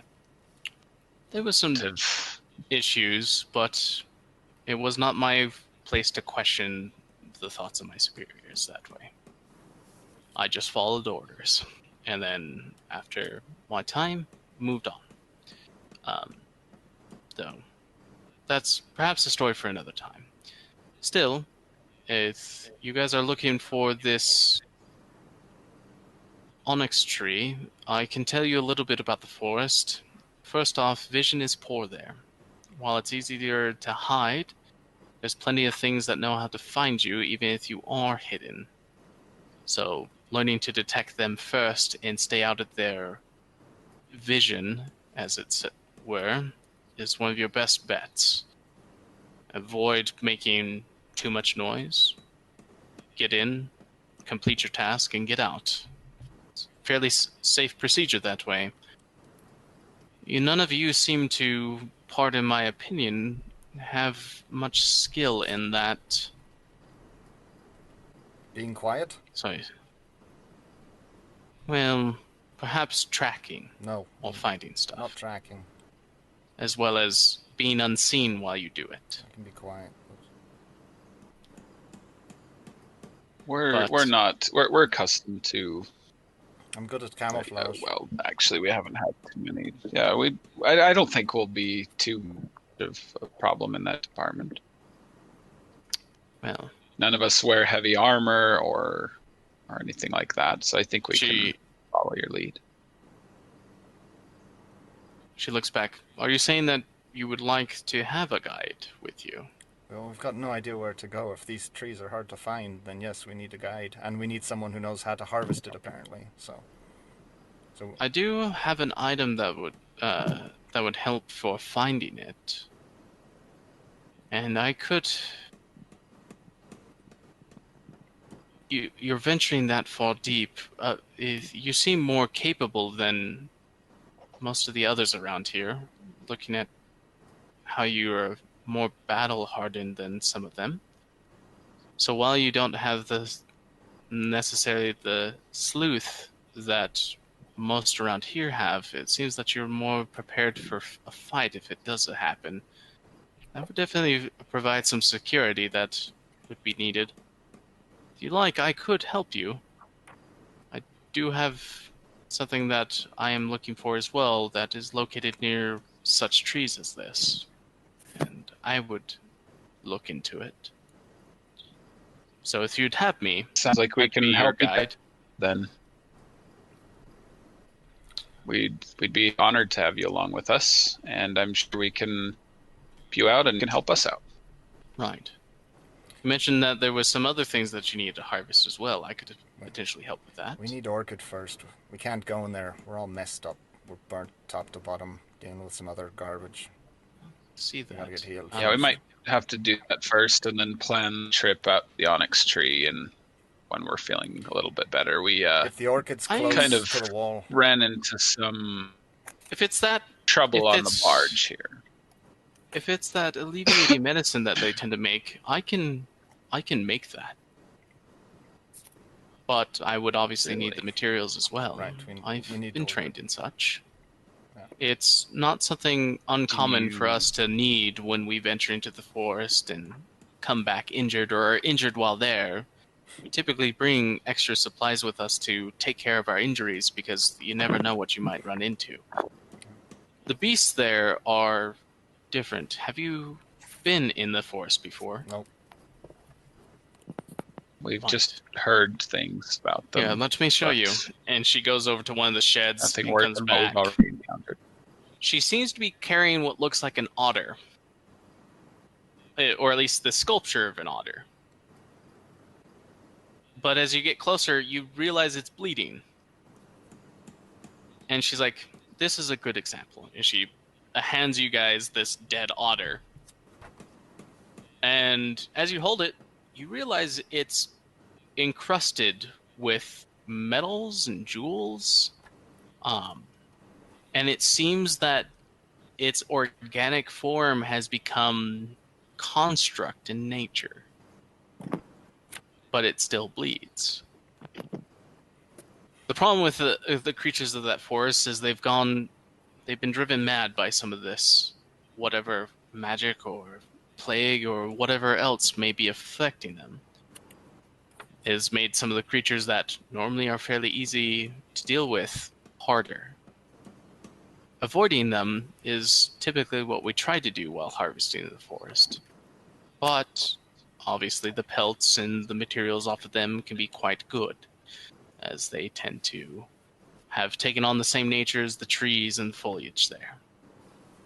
You notice not all of the otter is construct. Some of it is still organic. It has fleshy bits on it, like a gem as you're handling it pops off, and underneath is normal skin, but there's no fur. But next to it, the skin seems to, almost like in a scab-like method, bleed into the ore around it. So it's almost patchworked. And so it's strange. Sometimes capturing these alive is worth more because they want to research them at the institutes. If we find such creatures, they're valuable that way. Capturing alive is more valuable than dead. Though there are plenty of things that are more dangerous that you can't even afford to capture alive.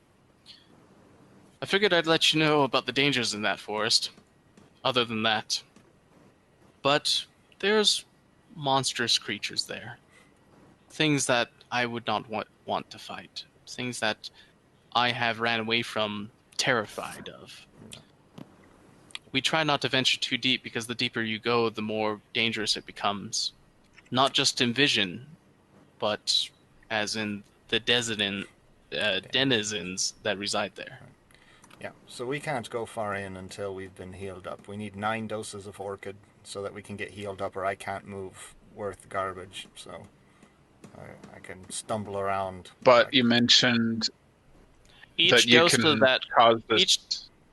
Each dose is good for a day, and you can make this balm along the way? Or? We need 3 more. Yes, as long as we find the materials, and we, as that point, Orsrik comes back. He's like, "Yeah, I've got about 3 days worth of that stuff." And when he means 3 days, he means for like a large amount of people.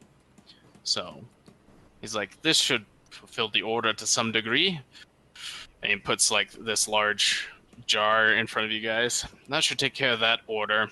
Thanks for bringing that by. We need 9 portions for ourselves. Naviarra. Can we get enough of that for us so that we can get healed in the forest if we go to the edge or something? We need. And then just harvest the rest and use portions. that as the order for the requisition. He looks at. She looks at Orsrik and he goes, "As long as it gets replenished, I don't have a problem with that. However, if it doesn't get replenished, then I'll have to have you I know. pay for that it's difference." Business, I get it. Yeah. So, business as usual. Thanks much. And then he goes back off to work. And she opens it up, opens the little pouch satchel on her side, and scoops out a couple teaspoons and wraps them in some leather to kind of separate out the portions. Pulls out some of that syrup that you saw before, and then checks the amount that she has inside and puts that away and closes it. She's like, "I could handle that for a few days. You got several portions worth. Depends on how much we use or how long we stay there, but 9 portions. We need 3 each. To cure. Yep. Okay. Well, I could definitely carry that much on me. Perfect. So, are you saying you want to leave immediately? Are you free? Like, yes, I'm free for the next little bit. Like, the sooner we leave, the better for me. I would like to mail a letter to my father, who's. Yeah, we shouldn't leave today. That can wait. We got stuff to do. go tomorrow. All right. She kind of just waits at attention. Well, I'm at your command, so when you're ready, I can take you there. Don't be a moody gnome. I'll talk to you later, Hargus. Alrighty. I'll just look at the rest of you guys and be like, what do you guys think? First thing tomorrow morning, then, or? I would think first thing in the morning would be the time to We go. could do that, yeah. And we Tomorrow, might need then? to do a little Relax shopping. for the rest of the day. Yeah, Get ready, get everything else we need. I wasn't even set on doing the onyx tree first on our list. We could still do 1 or 2 jobs here in town before we go out there. She hands you that back, and she's like, typically a normal journey going into the forest and coming back, especially this deep, probably going to take us about 2 to 4 days, somewhere around there. Depends on how quickly we find it. Okay. Sorry, I gotta... There's been accounts of it taking longer. I gotta jump away 1 second, sorry. Sorry. So, she estimates 4 days, but it could take longer. What sort of equipment would we need to capture one of these creatures alive? I could possibly charm one. Like, would they rip through a net? Would they? How do you usually capture them? As long as they're not too big like that, and she points at the otter, tie them up with rope, put them in a bag, use some powder. She pulls out what appears to be some kind of powder that will knock out the creature. It's choking powder is what it is. Actually, is that still an item in 5th edition? Dust of choking and coughing, yeah, it is. Yeah. Choking. I would love to buy some of that.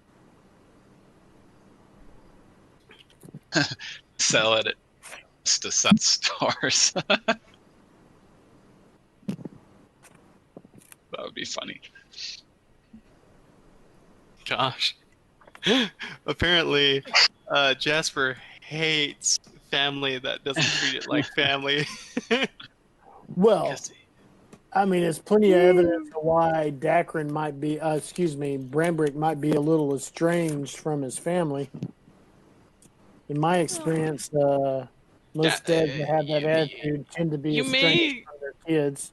I mean, you guys may have gathered the same that Brambrick holds the same opinion. It's just business. Like, you can't sacrifice your family's business and their well-being for something else.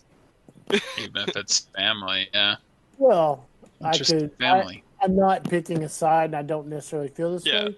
But I do know that you can rationalize almost anything if you're wanting to be an asshat. I mean, he's maybe looking at the bigger picture. Maybe he has something in store. I mean, you guys don't know.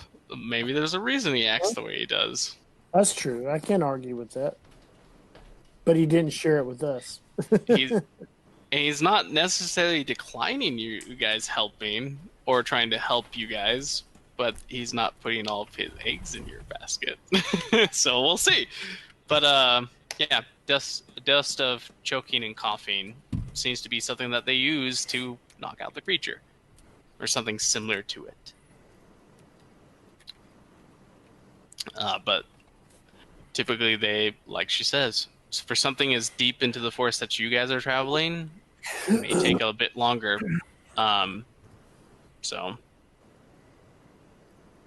with that, if you guys want, she is like, well, I'll be here when you're ready. Just call for me. I've got some other work that I can attend to while I'm waiting for you.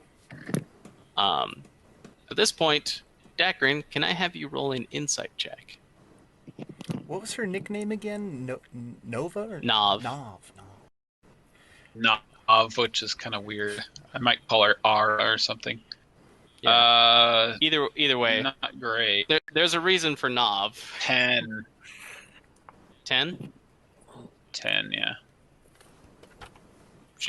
Her attention seems... she's directed mostly at you just because you're the one talking the most. That's about it. But other than that, she seems to have treated you all with kind of equal respect kind of things. Nothing out of the ordinary. She just seems military. Like, okay, what's next on task? Nav, I apologize, Nav, if I didn't hear how. Was there a time frame on the thing you need to do deeper in, or is 1 day, No, 2 days, no. 3 days? Is that all the same to you?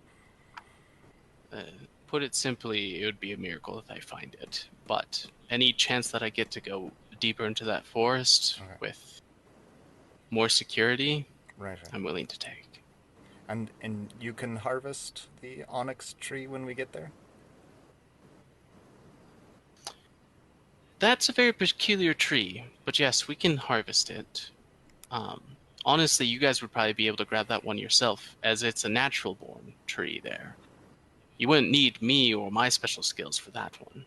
That's part of the reason why they want it for the research, is that it won't turn to chalk or anything. Yeah, it doesn't. Though it has some peculiar... To put it simple, this is just rumors that I've heard, is supposedly it's one of the trees that causes the whole issue in the first place, being, quote, a firstborn. Some of them talk about it being a vampiric entity that is the thing that causes the other foliage and wildlife to become the way it is, which I think is poppycock, because I've been around it before, and it seemed to have the only difference is not needing the special spell songs and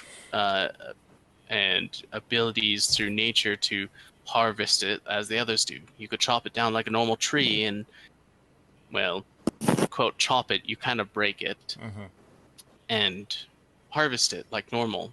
Whereas if you did it to, say, and she gestures towards a flower there, if you break that flower, it will turn to useless chalk.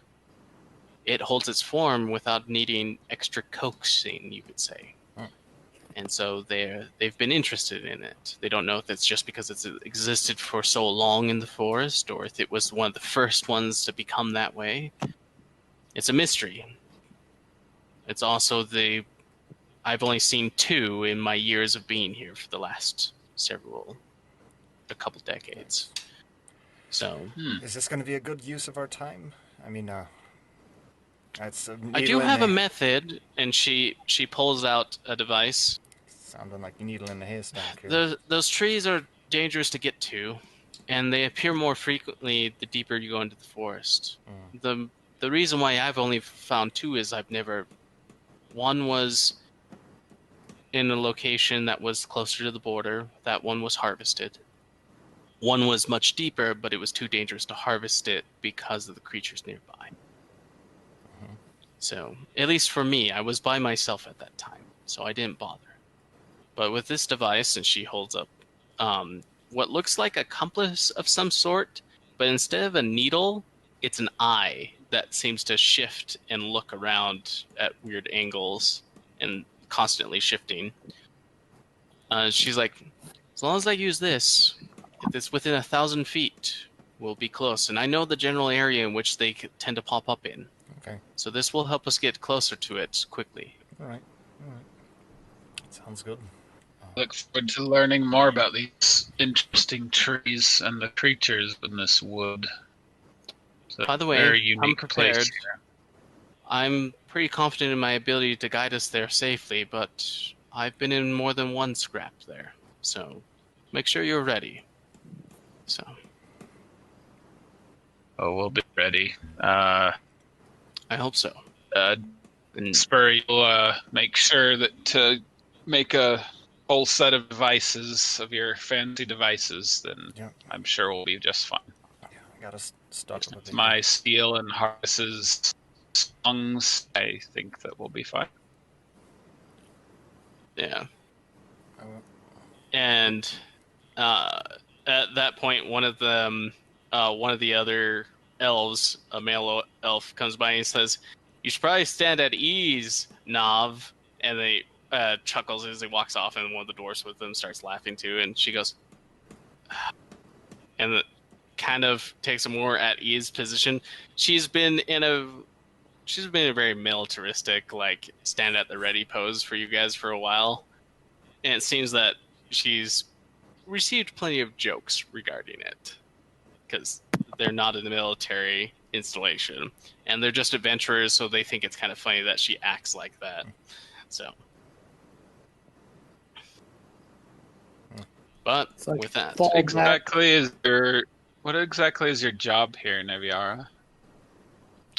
I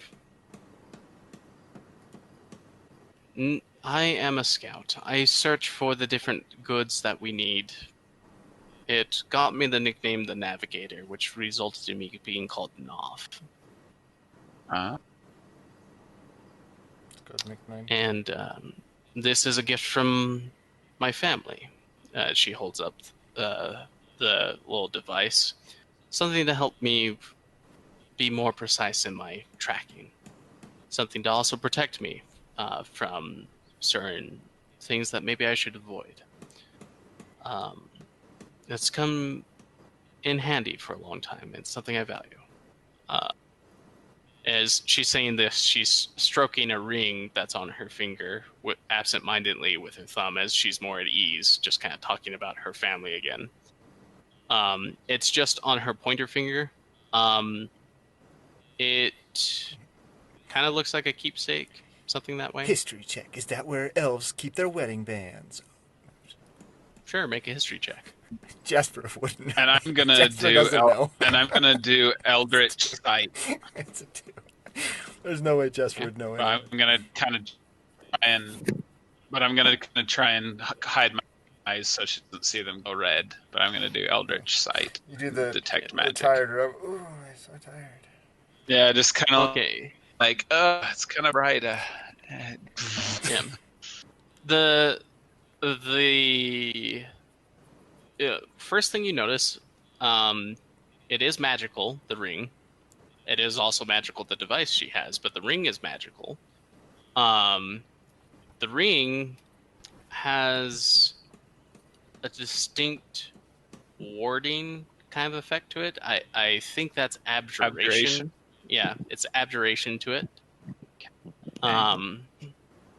It seems well worn. That the compass is divination. The ring seems, for being a magical item, it doesn't really age. But yes, and divination on the device that she has. Though the eye gives you, it kind of makes your head hurt for a moment. There's definitely something contained within the eye. But it's, yeah. But with that ring, it definitely seems well worn. Make an insight check for me. Since you did the magic, you already know it's magical. And so this insight is allowing you to gauge how old that ring is. Well, guys, it's 1 o'clock for me. Yeah. We're going to wrap it up right here. Time flies. Yeah. So no, you just can tell it's an old. But you can tell it's an old ring. What was your history check there, Jasper? 2, which is appropriate. There's no way he'd know. No idea. Yeah, there's no way he'd know. But yeah, and yeah, I mean, she's wearing it on her pointer finger, but she's also an archer. It seems like she just has kept it there to keep it out of the way. Okay. Well, I rolled a 1, so I can't help you. Yep. Ring. I guess none of you know. Ring? All right, so. But, yeah. Well, Nav, we will we'll prepare for a hiking trip. Oh, fumble. And we'll bring weapons, and we'll meet up here tomorrow morning. She'll hand you the jar of pink orchid crystals that to take back to Yord's Temple. I assume you do that on the way back and relax for the day. You stay once again at the Mountain Shadow Inn, which will be a gold piece. There is some entertainment that happens. He needs. There is some entertainment that happens that night, whereas some dwarven patrons get into a scuffle and have their own little bout. But with that, we'll pick up next time as you wake up for the next day. And I don't know, just so I can prepare, are you guys planning to go to the forest in the morning on the next day? So on the 12th day? I think so. of Yes. midwinter. I was going to say of Christmas, and that was just because my mind was there. But It'll be the 30th of midwinter, so the last day of the month. Yeah. 12 days Been a month before since the year end of it. Isn't that when one of the full moons? I have written here that it's the 19th of late winter that the trial will be on. So we have 19 days. Because these 3 weeks, Well, and we've been here for 2 days. You have 12 days until the end of this, until this thing is trial. wrapped up with the ambassadorship thing. Yeah, the trial is the week after, so 19 days is correct. Right. Yeah. Because that would be 7 more days on 12. Yep, that's what I got too. Okay, perfect. Yeah. Oh man, so back to the mountain's shadow. Glad that I'm keeping consistent with my days and numbers throughout the session. Yeah. Also, in case you're wondering, it's a full moon. I'm keeping track of that too. All right. Which one? Just because it might make. I'm guessing the main moon, right? Not one of the little sisters. So what we'd really be talking about would be if there's 3 moons, the significance might be all of them aligned in the sky, how they're positioned in the sky more than. Oh yeah. No, triple eclipse. Yeah, for the convergence of these moons, like all 3 of them stacked up, that'd be awesome. That'd look pretty sweet. You do know that. We'll get into that. Maybe you guys will see the play. Who knows? But those 3 sisters. Okay, I gotta see that. That's the 3 sisters that the play is referring to. Is the moons? Yeah, I was figuring. Yeah. But yeah, so I guess I remember that now. But as we get back to the room, daughters. I don't know if I'm gonna. Nah, though she seems. Daughters of Dawnfather. Jasper's gonna. You don't know how you're gonna get Nav to that? No, I was saying I want to take somebody to that since I have a free ticket, but I don't know if she'd be the type that would into that. I guess we'll see though. Who knows? Guess we'll find out. She's a fun character. I'm glad I got to introduce her. I'm excited to go on a dangerous trek through the wilderness. Yeah, it should be. We'll see. Jasper's gonna labor into the evening, getting Jasper ready. off so bad. Oh yeah. Was one of them? One of them? Yeah, he's out of the underworld. He's got a messed up family. Orsrik? Or I don't know. Orsik's a real piece. I mean, I guess Bafrek himself really likes business too. So maybe that's just I don't know. Yeah. I wish we could have spoken with Bafrek, given him one of those vivisection table in the cell. What happened? Talks. Yeah, with a wall of force between talking on sending stones. Not gonna lie, I did prep that in Volkstad, but we should have done that. There was no. We didn't know he was there. Maybe he doesn't even want to be saved. We don't know. We didn't know he was there. Yeah, I guess we could spend too much time. I mean, you have 2 weeks of downtime. Maybe you spend one of those, spending 4 days traveling back, talking to him, and coming back. I don't know. Who knows?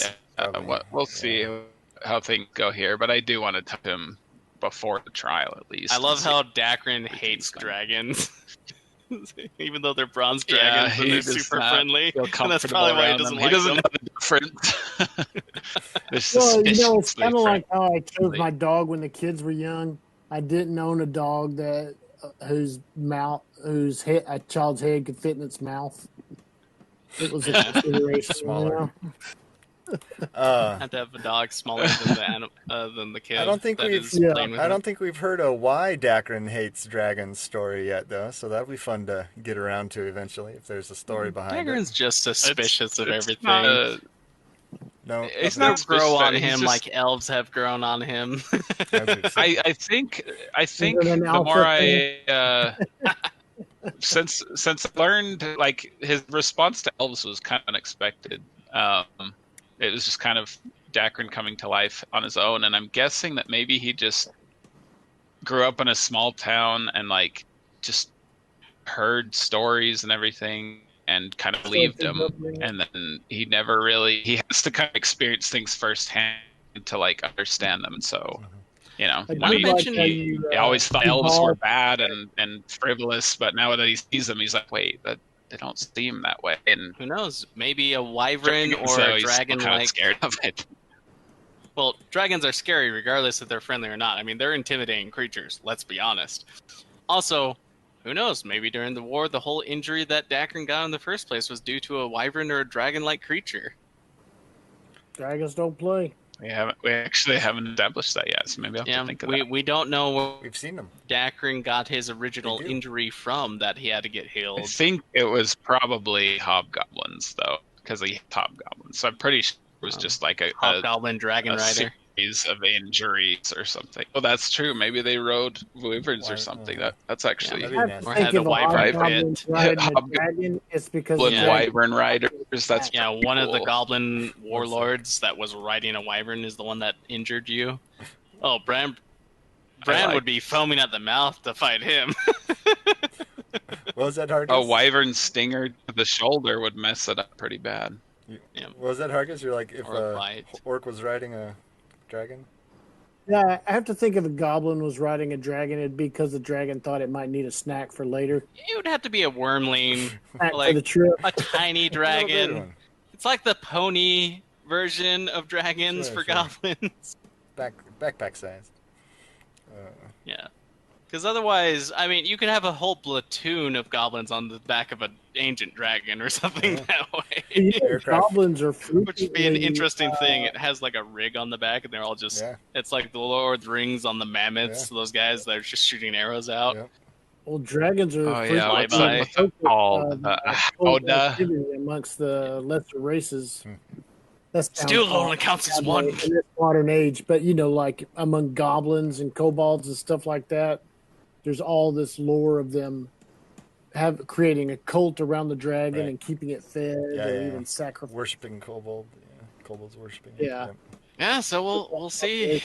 So far, it seems like the most useful one is this garden one for you guys. But Jasper did bring up a good point. You guys don't have to do that one first.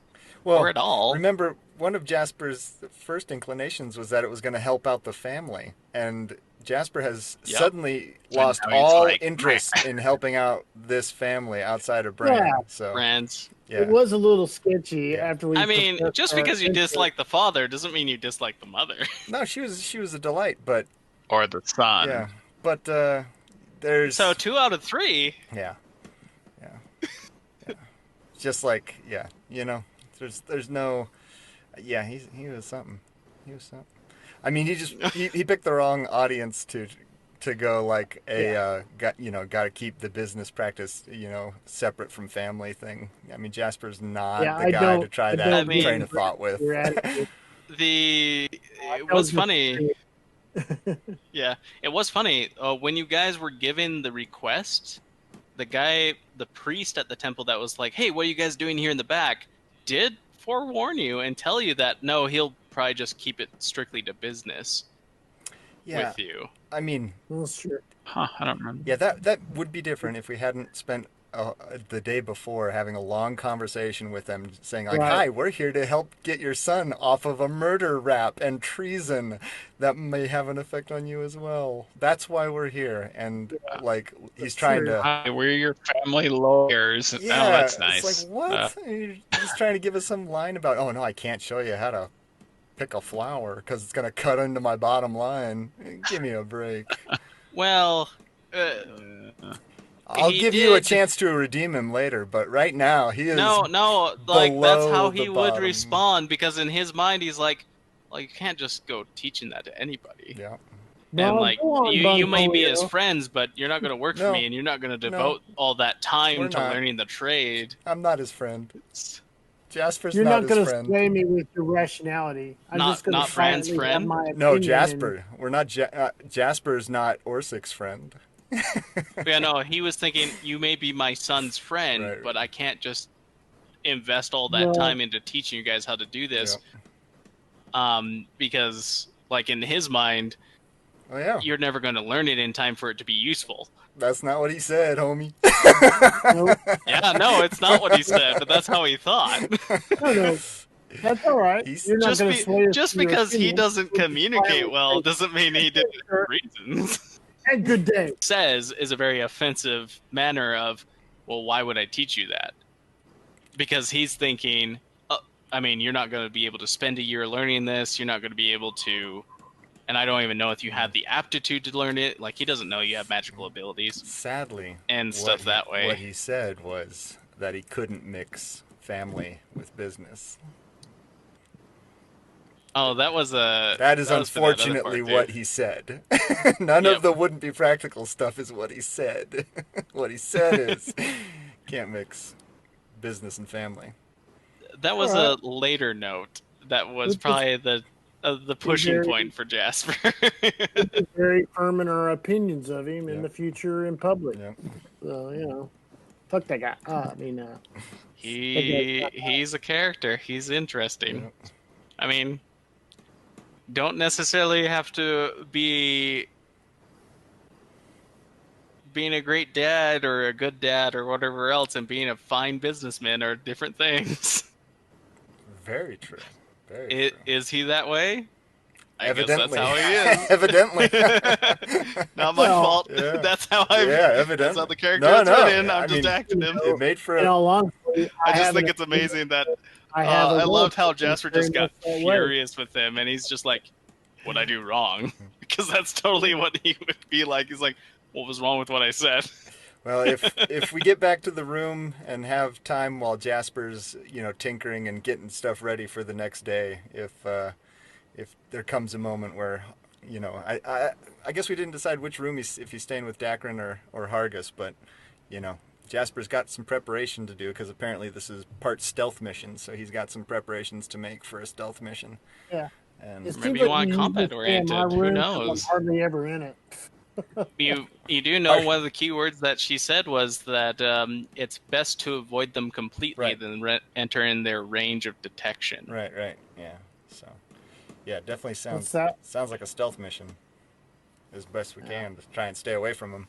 Hopefully, it sounds like her compass can point towards dangers too, because she mentioned being able to avoid things with it. So, maybe if we get some good rolls, we can minimize our exposure. It definitely had some useful enchantment on it, so something that she can use to prevent certain things from happening. Yep, it'll be fun.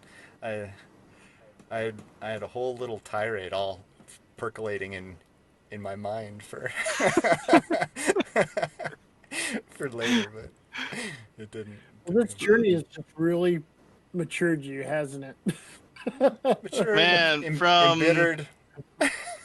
embittered by the slave trade, angry by the lack of loving care by a parent,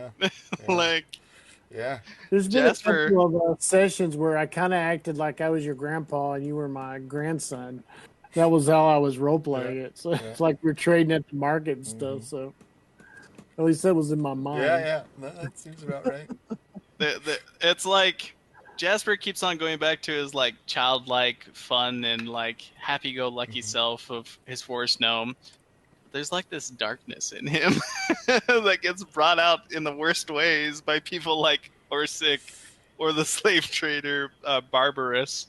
Maybe you should start eating spring grasshoppers instead of those fall crickets because they're making you emo. I'd say the righteous fury of the Treefather would extend towards those that bring his wrath down upon them. But gnomes do have a lot more energy to carry. We'll explore that more at another time, but it's fun. You're gonna become a guerrilla warrior for justice, aren't you? We definitely. Dang, I was thinking that we would actually get into the forest and get into those things today, or into one of these other quest lines. But the gambling was fun, though. Yeah, it was fun. I don't feel like the gambling took that long, but somehow, we're doing a good job with role playing. But one thing you can never account for as a DM that I've had to learn is you got to prepare like if role playing never happens. But with our group, that's not an issue. So maybe I need to change my mindset. Maybe online, it's